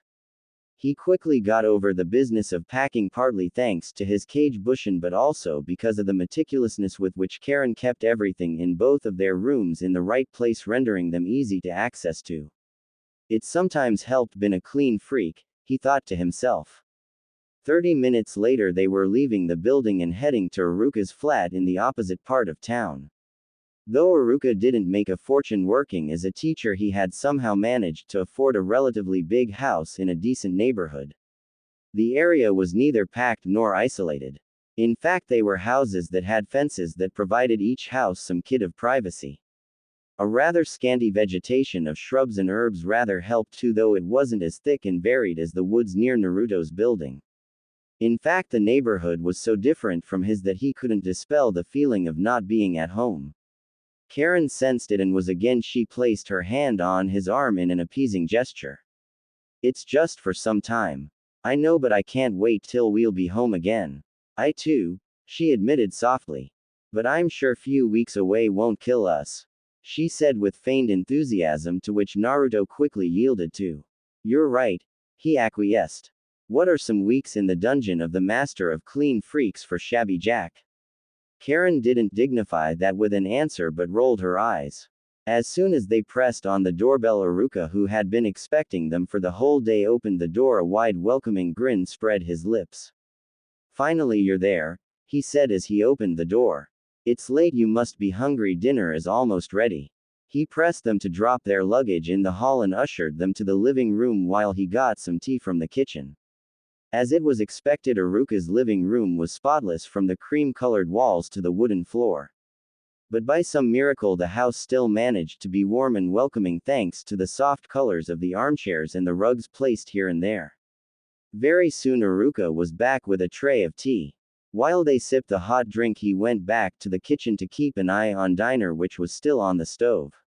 Half an hour later they were having dinner, after which Iruka and Naruto indulged into a small chat to which Karin participated fairly. Not that she had anything to say. They mostly talked about things known only to the two of them, but the weariness of the entire day was starting to take a toll on her. Sensing that, Iruka suggested they gain their room where he had already brought their bags. Naruto, who had already stayed in this room in the past, hardly threw a glance to his surroundings. Meanwhile, Karin took her time examining every details, marveling at the fact that for once she got to meet a man who knew how to take care of a house, because just like the rest of the house, the guest room was spotless, aerated and welcoming. It was not very big, but it was spacious, with its own bathroom, a wardrobe, a wooden chest of drawers, a table and a couple of chairs. Miniature vases of flowers were placed on the table and the bed stands to enlighten the room. At the center of the room there was the bed, large and seemingly comfortable, with clean white and blue striped sheets and a thick heavy red blanket, and a circular rug half tucked under it. The whole set was pretty and agreeable to the eyes. She couldn't have hoped for something better to stay in for the next few weeks, so when Iruka had finished installing them, she seized the occasion to thank him. "There's no need for that," he said, smiling. "How could I ever forgive myself if you had to stay in a smoke-infested apartment while I have plenty of space here? Anyway, I know one only feels better when in one's own home, but I hope you'll enjoy your stay here. If you need anything, do not hesitate to call me. Good night." "Good night," they said in unison. Once Iruka was out of sight and they were left alone, they both took conscience of the situation. They were going to have to share the same room. As if the realization dawned on them at the same moment, they caught each other's eyes and blushed. Given that they were married, it was just normal for one to assume they were used to sharing the same room, needless to say the same bed. It was just natural Iruka had given them the same room. If only he had known the sad truth, which was even after 6 months of marriage, Naruto and Karin had never shared a room, and not to talk of sharing the same bed, he would have been knocked off his feet. "It seems like we are supposed to share the room together," he said in a strained voice he tried to hide by forcing a dry laughter out of his throat. "Why, yes," Karin simply said. "I know this is an awkward situation for you, in fact the both of us, but don't worry, I'm going to meet Iruka-sensei." "Don't," Karin shouted as his hand was already moving towards the doorknob. He's already gone through so much trouble for us, we don't need to disturb him further," she explained, seeing Naruto's perplexed look. "Besides, it's late and I feel sleepy, and I don't want Iruka-san to throw us more astonished and disapproving looks as he does whenever he looks at our bare fingers." "All right," Naruto murmured. "Let me check if there are no spare blankets in the cupboards. I'm going to improvise a camp bed on the floor." "I don't think there's a need for that," Karin pointed out. "The bed is big enough for the two of us." "I know, but I'm sure given that we'd never had to sleep together in the past, I'll understand if you'd prefer, we rather not now. Plus, I'm sure one night on the floor won't kill me. Unlike a night in the same bed with me," she said grimly. "That's not what I meant to say," Naruto argued. "I want to make it right by you, that's all." "If you say so. I'm tired, I'll do with a bath," she said, offering him a smile that didn't reach her eyes. Before Naruto could say anything, she had disappeared behind the bathroom door. Karin sighed heavily as she leaned against the white door and stared at the white tiles with golden designs on the floor before walking to the bathtub to run a bath. Her heart beat so fast she was afraid she was going to develop high blood pressure. For the last 6 months she had never had time to think about this awkward aspect of their marriage, or not really. But given the present situation, she was forced to admit it was definitely weird. Half a year of marriage and they had never had quite such an intimacy, neither had they been obliged to stay in each other's proximity as there will be expected to do now. Naruto seemed rather distressed to be in this situation. The way he tried to get rid of her said it all. If only she could feel the same. If only she could share his distress. But it wasn't the case. Ever since she had started spending time with Hinata and Kiba occasionally, she had started to wish for the same relationship the pearl-eyed girl shared with her husband. They knew each other so well, they were friends and lovers, and they shared this profound connection which made them to be always in phase. Just looking at them, one could tell they were in touch with one another down to their souls. That was the kind of relationship Karin wished she had with Naruto. Although their marriage had begun on a gruesome note, she hoped they were going to find the strength and the will to make things work for the best. True enough, Naruto and her were friends, but they were neither lovers nor in phase. Karin could understand given the present situation was out of place and love was even more off the hook, but was it too much to wish they could at least share a degree of intimacy without letting that awkwardness that characterized their relationship coming back to the surface? How could they make people believe in their marriage when they didn't even believe in it themselves? They didn't have wedding rings to prove for their union, and neither of them could boast about knowing each other apart from the flatmate aspect. That's what they were for each other, flatmates. The worst part of the story was that for the past months she had decided to let go of the demons of the past which still haunted her and inhibited her from foreseeing a possible decent future. So she had started exercising the memories of her past relationships with men, which had been the origin of her fear of love and rejection. Opening her heart to someone after the bad experiences she had had in the past had not been easy. Yet she had been willing to do it first because she wanted to give a home to her child with parents who loved and respected each other. Secondly, deep in her heart she knew if she couldn't do it for Naruto, then there would be no one else, because Naruto was the only person worth the heartbreak. And lastly, she had thought Naruto was willing to do the same. The tension that had been sizzling between them for some months now had sparked the thought. After that first day at the hospital, the hurt and tenderness in Naruto's eyes had made her believe at last there were very few steps away from being in phase, and they were both ready to disclose the things they had kept under the veil of politeness and mere camaraderie. Never had she looked forward to a conversation as much as she had longed for this one.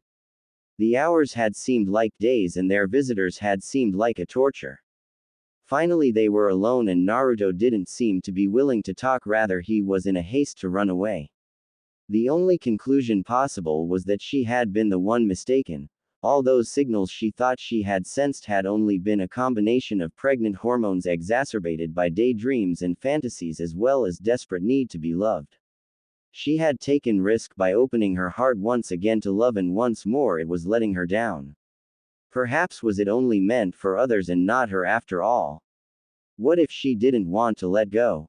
She let out a frustrated sigh and got rid of her clothes and immersed into the warm water, hoping it would quench her hurt and wash the pain away as it disappeared. Once she was over, she dried her wet body with one of the clean towels that were at her disposal in the bathroom and wrapped herself in a heavy white cotton robe hooked at the back of the door.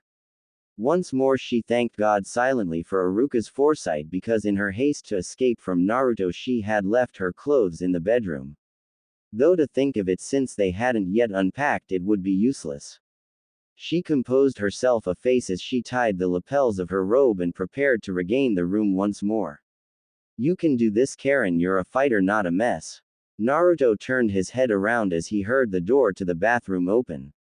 Karin stepped in, hair still wet from her bath and her face flushed, perhaps due to the steam. He looked into her face in search of any trace of the hurt he'd sensed in her voice when she had spoken to him earlier, but there was none.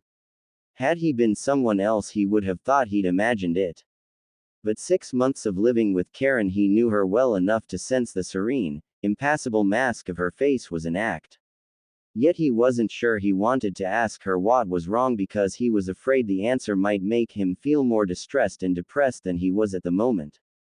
Their gazes locked together and he scanned his brain looking for something appropriate to say, but there were so many things he wished to say, his heart was so full that the words rushed and stumbled in mouth incoherently, leaving him speechless. Karin, on the other hand, didn't seem to have that problem, because she was the one who provided him the outlet. I've just finished using the bathroom, perhaps you might do with a bath now. Why yes, he babbled. I kind of feel sticky and smelly, I'll definitely like one. The next morning when Karin woke up she took some time to register her unfamiliar surroundings. When the events of the previous night unfolded in her head, the feeling of abatement that had overwhelmed her yesterday still lingered. Luckily for her, Naruto seemed to be nowhere around. It was just as good she didn't want to have to put an act while misery threatened to consume her alive. She grunted and admonished herself for feeling so lousy. She had sworn to herself she was never going that road again, that no matter what she was going to be strong all the times for both her baby and her. As if it had heard her, the little being gave a strong kick. Hi you, she said, a broad smile spreading her lips. Don't worry, I said no more drama, and I meant. The baby kicked more vigorously and she rubbed her tummy tenderly. At least she could always have the love of her baby, she thought. Say she had hesitated keeping it and neglected it, she almost wanted to slap herself. Fortified by that, she got up from bed determined to carry through as cheerfully as she had been doing for some months now. A hot bath definitely helped her mood, she mused as she walked back into the room half an hour later, drying her hair with a towel. Thank God for the towels Aruka had put at their disposal, but as much as she appreciated the foresight, she'd rather use her own stuff. It may look freaky, but then, as Naruto said, sometimes she was kind of a compulsive clean freak. Besides, using this borrowed towel somehow reminded her she wasn't home. Home. She had never thought she would have referred to tiny isolated apartment she shared with Naruto as a home. She'd lived in various places for very long periods of time before. Some had been horrific, like the hideouts of Orochimaru-sama, and others better, like her previous apartment. Yet she had rarely felt at home. She'd rather always felt like a stranger, someone passing by. Yet she had never experienced the joy of coming back to a house or the sadness of losing one, till she had started living with Naruto. That was perhaps because he gave home a new meaning. But now their home was gone. Even knowing it would be fixed in less than no time, she still felt this tug in her heart when she mentally revisited the ghastly scene they had met yesterday in her mind. Letting out a sigh, she shook her head, refusing to nurture black thoughts. She refused to get blue, not just now. She walked to the spot where their luggage had been yesterday night with the intention of unpacking their things, but to her great surprise they were not there. That's when she realized the wardrobe was open. A surprised gasp escaped from her mouth as she saw inside. Naruto had unpacked their clothes and he had arranged them according to type, size and colors, so neatly one could have thought she had done it.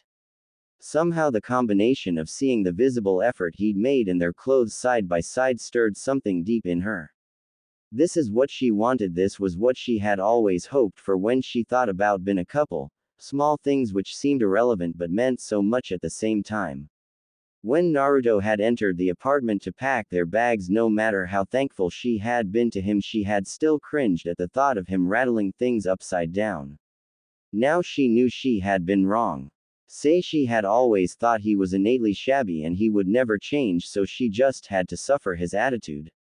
She knew Naruto didn't even remotely have the maniac streak in him, but he had bent to the rule just to please her and make her feel comfortable, and she hadn't had to force him. She let her fingers stray on a heap of neatly folded tunics as the feeling tugging her heart spread to all her body. Whenever she thought there was no hope left, he would come up with something that will knock down her resolutions and make her weak all over again.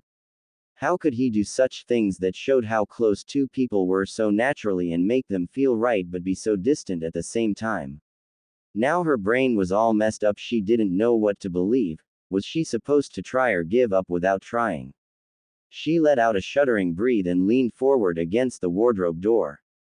She didn't know how long she stayed like that until her back started feeling stiff and her head a little light from the position.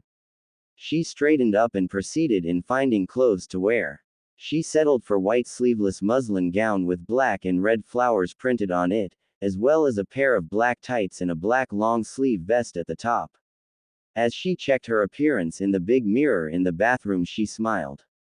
Dressed like that, with her red hair secured by a hair band falling in between her shoulder blades, with her black-rimmed square glasses, she looked demure, confident and pretty.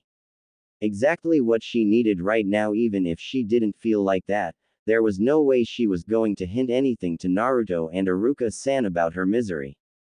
With a resolute smile plastered on her face and determination almost back, she turned around. At the same moment she heard the door of the bedroom open and almost immediately Naruto called her name. "I'm in the bathroom," she said in a voice she hoped sounded light. He was there in an instant, looking at her with worried eyes. "Is it one of the bad days?" She blinked a little bemused. "Bad day," she repeated in a voice that sounded more like that of a dummy than that of a confident I'm in charge woman. "Morning sickness, you know. I sometimes hear you puke your guts out in the morning when you're in your room." No matter how much she shouldn't feel happy, he had noticed that a spark still lit in her heart. She'd never complained to Naruto about the frequent morning sickness, even if it was supposed to have disappeared 2 months ago. First, because she didn't want him to make a fuss, and somehow she believed perhaps he didn't care. Once more she had been wrong. He cared, at least enough to ask. Heavens! The guy was so lovely. "No, I'm fine today," she affirmed, and it was true. She had not felt just the least bit queasy since morning, which was a good thing since her image of confidence would have been ruined otherwise. Besides, even if she had been puking her guts out a minute before, the worry on his face would have made her deny it. "Are you sure?" he asked suspiciously, as if he had gotten her last thoughts. Very. So what are you doing here? Just checking I was appropriate. I wouldn't want my appearance to offend Iruka-san, she explained, yet feeling silly she felt compelled to. Naruto frowned and looked at her as if she had just sprouted a second head. What made you think you were not appropriate? You're lovely, he said as if it were a common fact like the sunrise. Thank you, she replied, more affected than she should have, and she wasn't sure she was supposed to feel that way too. I didn't invent it, that it's a fact, he said, really meaning it. Now I hope your stomach is set because Iruka-sensei's made this impressive breakfast with eggs and all. Inasmuch the gourmet in me is feasting, I wouldn't want that to upset you stomach. I'm sure I can handle that, she said dryly. Then after you, he said with a very gentleman fashion which somehow because of his personality managed to seem mischievous. She just rolled her eyes and preceded him. But as soon as she saw the table Iruka had set in the kitchen overloaded with food, she thought she might have a fit. Naruto had not exaggerated. Iruka's version of eating for two was more like I'm eating for a football team version. He'd made a banquet literally. Naruto softly ushered her to a chair as Iruka came around with another load of big thick syrup dripping pancakes. There you are, sleeping beauty, how are you this morning? He asked with a large warm smile to which she could only yield to. Fine, thank you, Iruka-san. I take it you slept well. He continued, settling on a chair at the end of the table. I won't exactly say that, especially as it was not the case, Karin was tempted to say, but she thought better about annoying Iruka with her problems. Yes, fine, she said with a voice stiffer than she had wanted. Iruka just raised a brow and she thought the cat was out the bag, but a compassionate smile spread his lips. As I said before, being away from home sometimes takes a toll on you, but I wish you'll get used to it and eventually enjoy being here. For the meantime, I hope this breakfast is going to, if not put you into better spirits, in a better mood. With that he went on heaping tons of food in her plate despite her protestations, arguing she needed to fill up because despite her big tummy she was all bones. She turned to Naruto for support, but he just shook his head and smiled conspiringly at his foster father. Finally she yielded unto the both of them as she memorized the lesson of the day. Once the man had set his mind to do something, nothing could stop him. Iruka's visit at the hospital had hinted his desire for them to start afresh. That was exactly what she wanted. Despite their rocky start, he seemed to have forgotten those things that made him so wary about her. Now he saw her as his expecting surrogate daughter-in-law, and to the man it damn meant something. He smiled to her readily and talked to her with respect and warmth. Not the forced kind, naturally. Though sometimes he could see his eyes scrutinizing her face as if he could see the secrets she hid in the deepest parts of her mind. When she caught his gaze he will just smile and shake his head as if he knew something she didn't, and Karin will feel her cheeks burning red. Naruto seemed to like the atmosphere too. Anyone could see he was very close to his foster father. In fact, he secretly adored the man, and it was reciprocal. In some ways they were similar, like the way they gave their attention to people unconditionally and the way they seemed true in everything they did. Iruka, though a little reserved, knew how to make somebody know they were important to him. No doubt he had played an important role in forging Naruto's character and making him the good man he was. As surprising as it sounded, their first day at Iruka's had been such a success that she even came to forget her worries and pains for the whole day. So, that evening when they finally went to bed, Karin felt a tingle of happiness because her relationship with Iruka seemed to be moving in a good direction and she could already feel part of the family he and Naruto formed. It had also made her realize something else: if she wanted to live the life she had always hoped for, she had to work for it. Sure, it wouldn't be an easy task and there was no guarantee she was going to win at the first try, but she was willing to try. Naruto was just coming from his bath, his hair still wet and mussed around his head, leaking water drops on his bare smooth chest that glittered like tiny diamonds down to his well-chiseled abs. The play of the sleek muscles of his arms and forearms as he combed his fingers through his blonde mass of hair was a sight to die for. Karin found herself thinking she should definitely feel happy to have a glimpse of this mouth-watering spectacle for the next 50 years. No, for eternity. But there was a part of her who wished she didn't only get to see it but touch it too, just feeling it would be good too. She could take anything he was willing to give to her so long as she could just feel him, because last night when she had had to sleep in this big bed by herself, she had felt bereft of his warm strong body. Not only yesterday but all those nights she had tossed and turned in her bed in their apartment, wishing by some miracle he would knock at her door and ask her if he could join her in bed. Stupid though, given that they had never slept together before, but what could she say? Naruto was addictive. Once you got a glimpse of him you always wanted more. Karin most definitely wanted more, and she was getting tired of pretending she didn't feel what she felt. The object of her attention raised his head at that particular moment and their eyes were trapped to each other. An immediate flush covered the whole of Karin's face. Gosh. Just her luck. He'd caught her drooling over him like a starved and awestruck groupie that she was. What was he going to think? I'd better put a shirt on, he babbled, also blushing furiously. I'm sorry I embarrassed you. You didn't, but the words were caught in her throat as she saw him stride to the wardrobe, giving him a perfect view of his bloody perfect. Gosh. This man wanted her dead or what? Pull yourself together, girl, she admonished herself. You need to keep a cool head for what you have to say. She took in a deep breath and watched intently as he hastily looked for the top of his trousers to cover the dreadful thing that he had shown her. Karin's resolution strengthened at this sight. This whole masquerade had to stop. I forgot to thank you for unpacking, she said in a voice that unfortunately sounded high-pitched. It was very considerate of you. But then you are always so considerate. No need to mention it, Naruto answered, his back still turned to her as he scrambled with his t-shirt. I know you wanted to do it yourself, but you seem tired all these days. I thought it would do no bad if I did it for once. I'm not complaining. I couldn't have done better. Well, excluding the fact if it had been me I would surely have closed the wardrobe after, but then everybody needs to be special in their own way, right? Of course she didn't say that. In fact, when she saw Naruto turn round with his bed in his hands already, her throat went suddenly dry. What's that for? She asked stupidly, even if she knew the answer to that question. It's late, I'm sure you'll want to sleep now much as I do, so I'm fixing my camp bed, he said with a goofy smile. I know you don't feel comfortable having me next to you, but there's enough space in the bed, you know.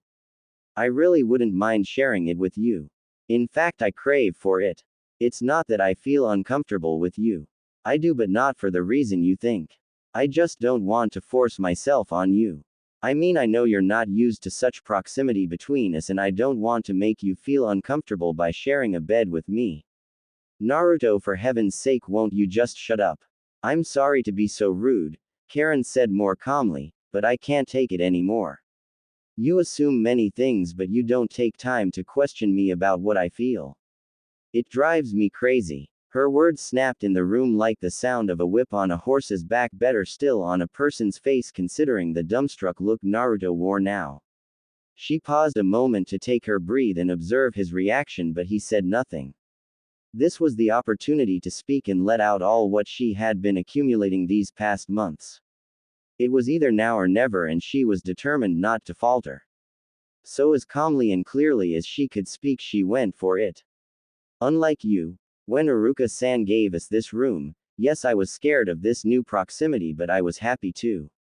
Scared because I apprehended not been able to control my emotions around you, and happy because we finally got to have that conversation we should have had since we were at the hospital. You seem determined to ignore it, but I won't do the same. Not anymore. I don't want you to sleep on the floor, not because I want to set my conscience at ease for making you spend horrible nights, or because I fear Iruka may discover what a dysfunctional couple we are. The truth is, I don't want to sleep alone, and before you make any of your bloody assumptions, it's not because I'm afraid of the dark or monsters under my bed, she said with a small derisory chuckle. I want to feel you next to me, she went on. I've been craving to be in the same bed with you for so long, I can't even remember since when. In fact, I crave for you so much, even if we had to share a crib together, I would most definitely welcome it. I know it sounds crazy, but I can't help it. You can blame it on my hormones and all what you want for that if you like. All I know is, I hurt not having you so close to me, when you're far from me, especially when we could be so close to each other. That's simply because I love you, Naruto, she said in a soft voice, though she would have wanted to shout it loud if she had not feared her voice was going to break due to the emotion which was threatening to overwhelm her. The blonde's eyes widened in shock and he drooped the sheets he had in his hands as he heard those words, and for a second Karin thought he was going to have a stroke, but at this moment she didn't care anymore, because if she didn't speak now she doubted she'd ever have the courage to say it again. I can't control it. I love you so much it hurts me, yet no matter how stupid it is I just can't seem to stop loving you, she said with a light shrug of her shoulders. I don't even want to stop because it feels so right. Karin, I don't know what to say, Naruto said, running his fingers nervously in his hair. He'd wished for this day to come, in fact he'd prayed for this for so long he couldn't even remember since when. This was it. His heart was so full he thought the words were going to flow from his mouth like an endless river. Yet he was speechless, and scared like he'd never been in his life. As if she saw right through him, Karin spoke for him. I know you've been hurt in the past, so you're scared my feelings are untrue. I understand. I felt the same way too, that's why I'm willing to wait for you to come around even if it takes forever. What if after forever I don't still feel the same? Naruto asked, his throat tight and his pulse so fast he thought he was on the verge of having heart attack. I will still be there loving you, she said, looking at him right in his eyes, a small smile curving her lips. This love is forever and I'll never ask you anything but this, let me love you. For a moment they both stayed quiet, looking at each other, the realization of what just happened sinking into their brains. Naruto was still in shock, but he didn't seem on the verge of a stroke anymore. Karin saw his mouth moving many times though no sound came out. Then finally there was one. I don't like sleeping alone either. Though I'm scared. Of what? She asked patiently. Of the demons of the past that continued to scare me and the thought that you'll reject me, he confessed. You needn't be. When those demons come after you, you can always run to my bed. Even now? He asked in an uncertain voice. Always, she answered firmly, and Naruto looked into her eyes and saw the love and tenderness there. He knew she meant everything she had said. I guess I'll just keep those back, he said, looking at the sheets scattered on the floor. Definitely. Karin watched as he picked them up and carefully folded them, before going to put them back in their place. Then he walked slowly to the bed as if he were afraid all this was some sort of trap or a deadly joke. Karin felt a tinge of pain grasp her heart, but she pushed it to the side as quickly as it had come. It was no secret this wasn't going to be easy. She had known it from the start. He needed time. She was going to give it to him. Finally he was there. He pushed the sheets on his side and slipped into bed. She smiled at him as he looked at her. This is where I always want you to be as long as you want to. I don't like sleeping alone, he said again. She told him the 3 words which to her were the answers to everything. I love you. Good night, Naruto. Good night, Karin. It was amazing how waking up in an empty bed in an empty room time and again, day after days, could be the same but feel so different at the same time. Those were the thoughts that crossed Karin's mind that morning when she woke up in an empty king-sized bed in a room still plunged in darkness. Even if the sun was up, she mused as she rubbed sleep of her eyes. The heavy red flowery brocade curtains were not yet drawn, but a small ray of light slipped in through its heavy folds, bringing further confirmation of the daylight. Yeah, waking up like this was familiar but so different too. Surely someone in her mind might think her thoughts made no sense, but if they knew how many times Karin had lived this scenario over the years, they won't question her sanity. Either when she had been a permanent resident of Orochimaru's hideouts, on the floor, tent or tree while she had been in both of Sasuke's teams, her prison cell in Konoha, the shabby apartment Kakashi had given her, or the one she shared with Naruto, the scenery was desperately identical. She woke up in darkness in an empty bed. The only things that changed were the feelings the new day brought about once sleep had rubbed off her eyes. Sadistic satisfaction. The new day meant more people to maltreat and scorn, with her make-believe superiority. Because though all of them were somehow prisoners of the snake bastard, she got to look at them with disdain from the other side of the bars that held them captive, watching the agony to which they were subjected by their common master. Sneering coldly at their screams, pleas and abuses. Sheer joy she had relative freedom since she had left a master for another one. At least with this one she could have more fun trying to make him pay attention to her, while she endeavored to get rid of the insufferable Jugo and Suigetsu in order to get into Sasuke's pants. That one had been short-lived since she soon discovered she had left a manipulative bastard for a traitorous one. Later on there the sun rays had brought profound distress at the feeling of being trapped behind those bars she had so much scorned at and the perspective of a dark future. Or was it the lack of perspective of any future at all, that had almost made her lose her mind? Bitterness at the cruelty of fate and the harsh feedback of life accompanied by a heartbreaking sensation of lingering betrayal and loneliness. Then there had been stoic acceptance of the fact her life was useless and obsolete even before she had reached the age of 20. The despair brought about by another purposeless day and an impending nervous breakdown lingering never too far. No need to mention the total desperation in which the physical agony of her bruised body as well as the constant headache that came about as she cried her eyes out, the mental agony at the knowledge her soiled body was a testimony of her worthlessness. During these instants Karin had felt her soul was ripped apart as every new day came up and her heart was just a big mass of wasted pieces and her dignity a past memory and the future was completely inexistent. Finally there had been constant desperation seeing the reluctance of better days to come as well as confusion and suicidal urges as she looked at her still flat stomach. Until steel determination had taken over and she had felt her stomach swell along with her hope of better days and brighter future as dark clouds had started clearing away. Yes, Karin had experienced all these at different periods of her life in that order, whenever she had woken up. That was why if she was asked to choose what she would love to relive every mornings for eternity, she would choose this one with no hesitation. Because nothing she had ever experienced could rival the deep feeling of satisfaction, bliss and hope as she woke up in this empty bed in a dark room where the presence of her beloved husband hovered like a balm comforting her fears and anticipation of this new day enveloping her in a sensual cocoon. The imprints of his body were still etched on the sheets and his intoxicating scent flattered her nose dug into the pillow where his lovely blonde head had rested all night long next to her. She stayed like this for a little moment then she let a sigh as she pushed the pillow back to bed. Only God knew how much she would have wanted this moment to last forever.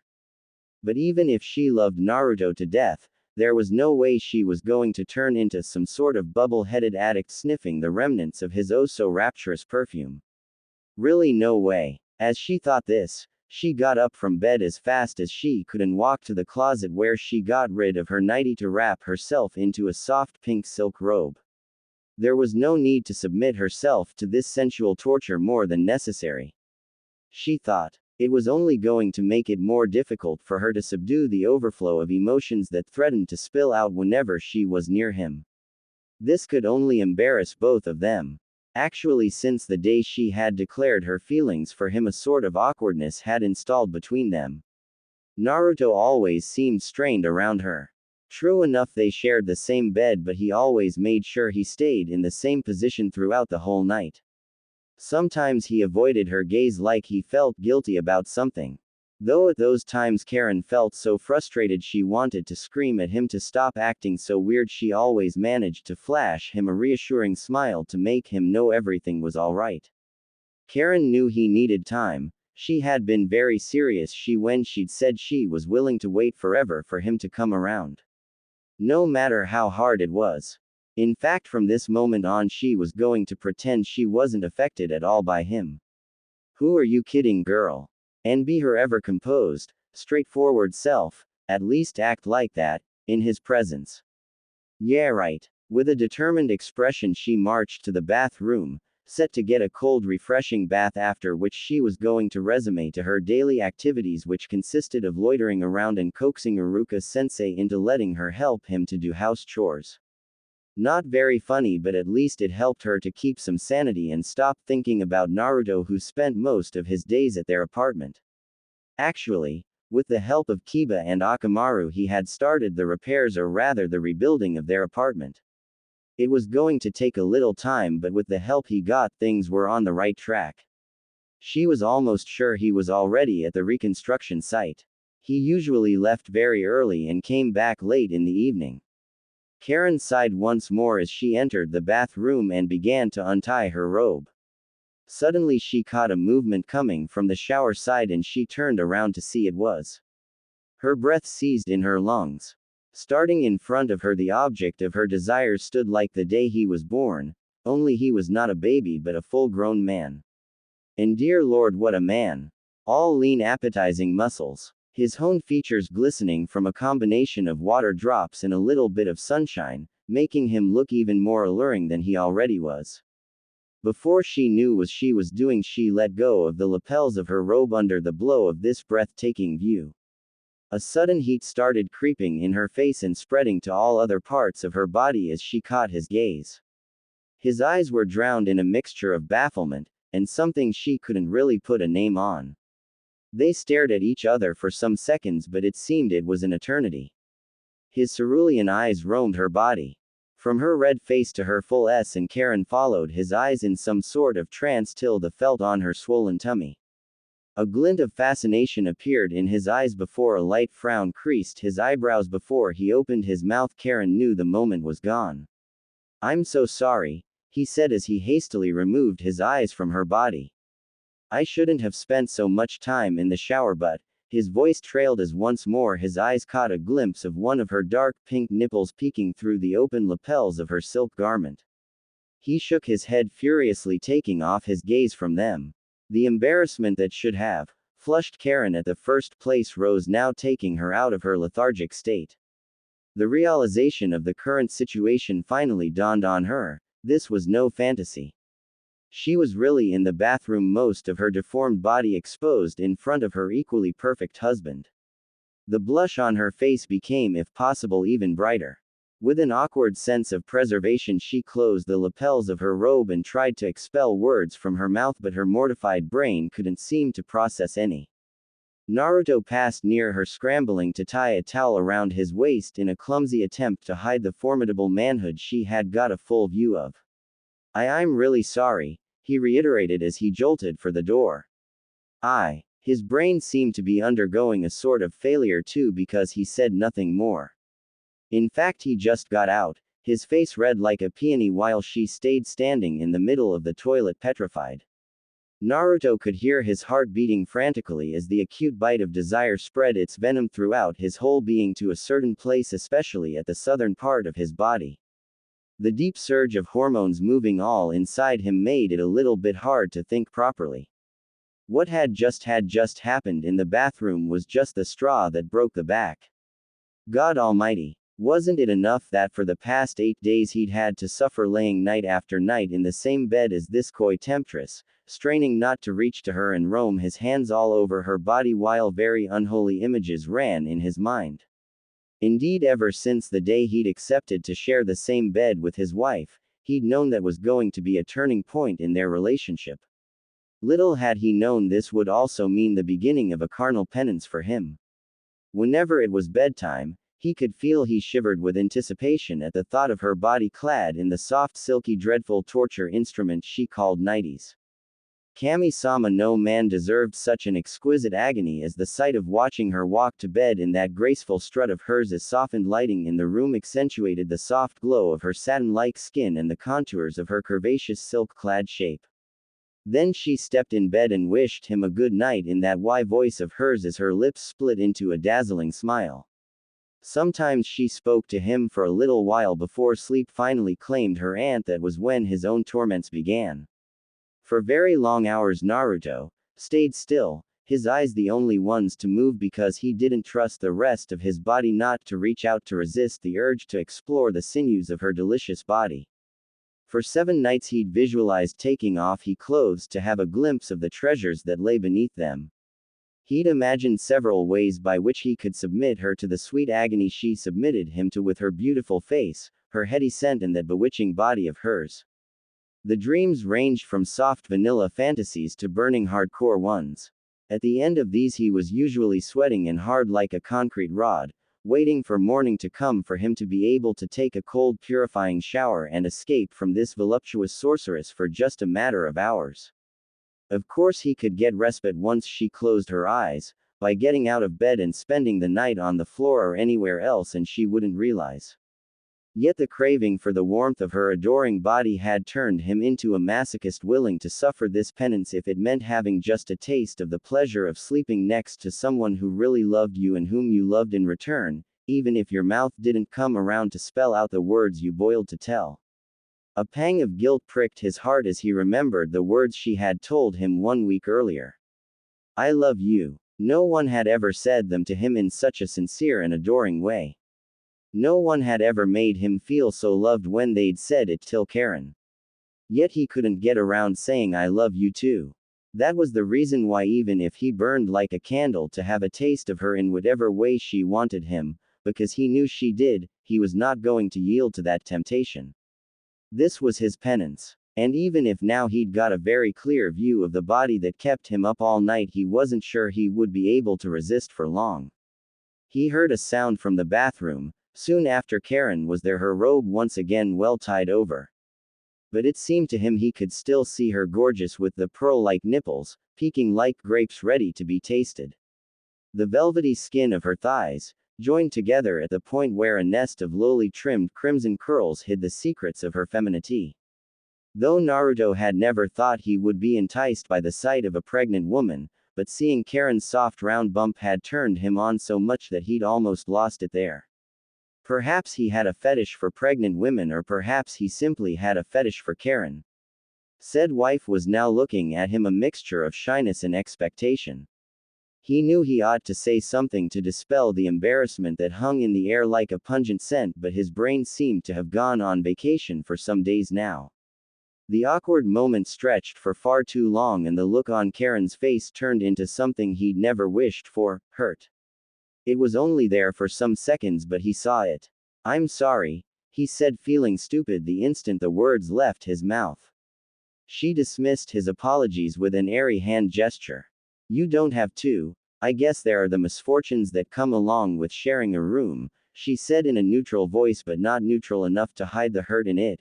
Besides, it's not like this was the first time such a thing happens to us, and I already know you don't have such intentions towards me and that you'll rather kill yourself instead. Naruto frowned a little, lost by all her ramblings. What the hell was she talking about? He thought. Then a flash of a lace and silky skin popped in his mind and immediately knew what she was talking about, the bra accident. He remembered their discussion afterwards and the words he had said, which at the time seemed right, now seemed stupid, scornful and painful. Judging by the way Karin readjusted her robe around her body like she wished it were longer and bigger to cover her entirely, and the way she tried had but still couldn't hold his gaze, he knew he was right. Don't get me wrong, she went on, I fully understand your unease. I mean, who wouldn't be put off by such a view, she said in a derisive voice. Especially when you have such an incredible body yourself. At this point her eyes were glued to his abs. Naruto frowned, a little perplexed. Not that I'm complaining. A blush spread across her face as she said this. On my own part, one can't say it was exactly horrible. But like I said, I fully understand. Oh my god. This is so senseless. He muttered. I guess you're right. After all, we're both adults, so a scene like this shouldn't be the subject to any kind of fussing.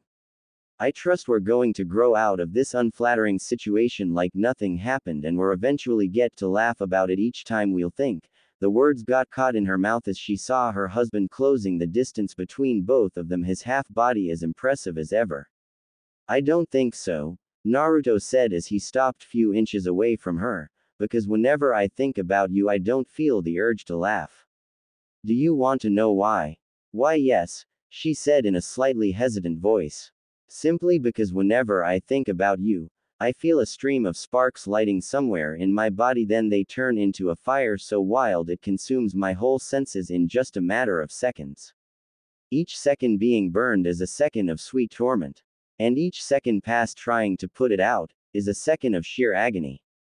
A vicious circle I'm trapped in, yet at the end I find I like each damn second.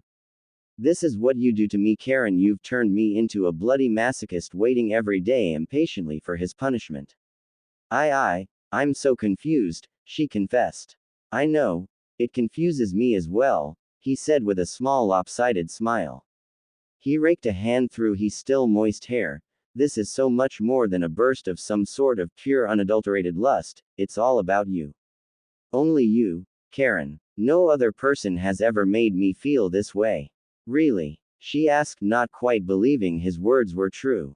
Really? He confirmed, looking straight into her eyes. She knew he was sincere, but still a small nagging voice at the back of her mind kept instilling doubts in her head. Then why don't you show it?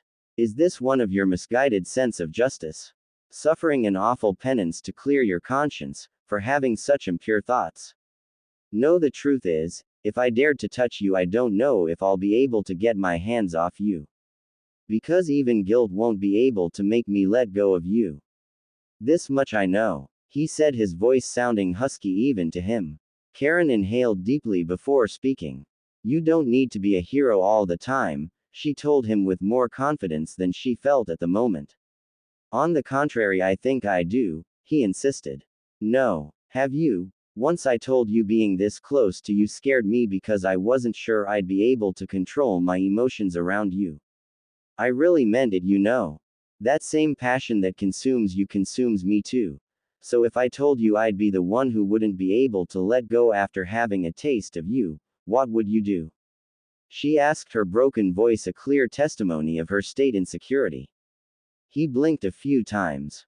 Though he knew she felt so deeply for him and that this unbearable was mutual, her albeit timid admission was still somehow a shock. This was just too surreal. Karin, he began to stammer. Don't get me wrong, he added quickly as her face fell a little. I was sincere about everything I just said. Just that, I mean, for God's sake, this is so damn stupid. We've been married for 6 months.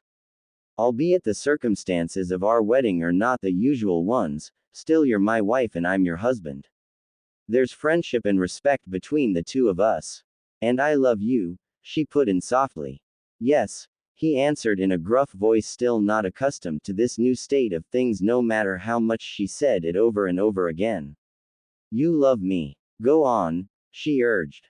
Sensing his uneasiness, she placed a hand on his shoulder, a silent reassurance that this was no form of pressure. What I mean is, feeling desire for each other should not be an issue. But the reason is I feel so guilty. If you think it's because I said I love you and you didn't, then you have no reason to. We have eternity for you to come around. Though, I'm not sure I'll be able to survive till eternity when this blazing fire consumes me every damn second, she said with a little bit of humor. Me either, he replied with a small smile at her attempt to lighten the atmosphere. So what do we do now? There was a moment of silence during which they stared at each other apprehensively. Suddenly, as if it were the work of some kind of love fairy magic, the tension was gone. Well, it seems I've got no choice now, Naruto said as he looked straight into her eyes. Why is that? I've just totally resigned myself to the fate of being under your mercy, he replied in mock derision. Really? She questioned with a small seductive smile. Yes. If you decided you wanted to have your wicked way with me, I'll be happy to oblige and be a very good and obedient husband. His voice was breathy now. Do you know I could always turn out to be merciless? Yes, I do. I told you I was a masochist. I crave for it. Be careful what you wish because you just might get it, she answered, her voice full of desire. I can handle it. They shared a look for a moment. The kind that said all the things that had to be said, because indeed no word was needed. The burning flame in Karin's eyes told Naruto all he needed to know, and reciprocally the desire emanating from Naruto's body spoke volumes. Without really being aware of it, their bodies drew even more closely to each other. I'm going to kiss you, she informed him. I can't wait. And that was it. In a second their lips were glued to each other. Their first kiss was a reflection of the desire they'd both subdued for so long, fiery and incandescent. It felt like the relish of a hardly earned victory. Both of them seek for dominance during this exploration each other's mouths, which left them gasping for breath. I can't believe I've waited this long before having a taste of this, Naruto said, slightly panting, still under the effect of their devastating desire. Me either. I don't think I've had enough of you, she replied in the same breathy voice. Your wish is my command. This time when he took her lips, it was for a gentle sensuous kiss.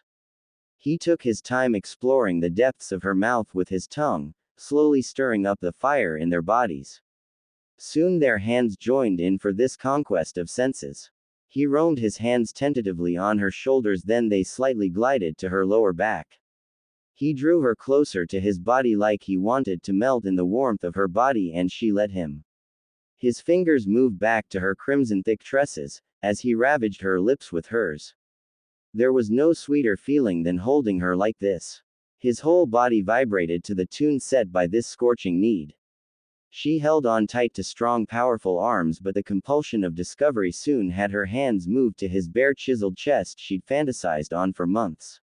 She felt her insides melt, her whole body was shaken by the intensity of such closeness. Even the swell of her tummy wasn't able to subdue the magnitude of this new intimacy. She felt one of his hands leave her hair and slide into her robe to grasp one of hers. Moisture pooled in between her thighs as he massaged first one nipple then the other one. She was almost about to cry out when she felt Naruto withdrawing his hands and slowly pushing away from her. We have to stop before we both lose control, he whispered. I understand, she replied as she started fumbling with the ties of her robe. Though she aimed to sound convinced, even though she failed to hide the disappointment in her voice. Naruto sensed this and he placed a hand on her chin, forcing her to look at him. Listen, I know you're frustrated. Believe me, I'm about as frustrated as you are, if not more. I feel like I could explode at any moment, he said with an eloquent southwards glance. Indeed, Karin had to admit he seemed ready to explode. His manhood bulged underneath the towel still tied around his waist. It had been impressive when she'd seen it earlier, but it seemed even more impressive at the moment. I know it might sound a little old-fashioned, he continued, but I want us to really get acquainted with each other's body before taking things any further. When we do, I'll like it to feel special for both of us. Okay. Even if her body was still throbbing with desire, she was forced to admit his words held a little bit of truth. Till now their marriage had been a very unconventional one. This intimacy between them was still young, thus it was wiser to get a little more accustomed to it before undertaking any big step. Truth been told, Karin had to admit there was a certain appeal in reserving oneself for one's honeymoon. Indeed, that was what the first time they were going to make love would be, a very much delayed but so much anticipated honeymoon. Okay, she agreed. He offered her a small smile and placed a chaste kiss on her forehead.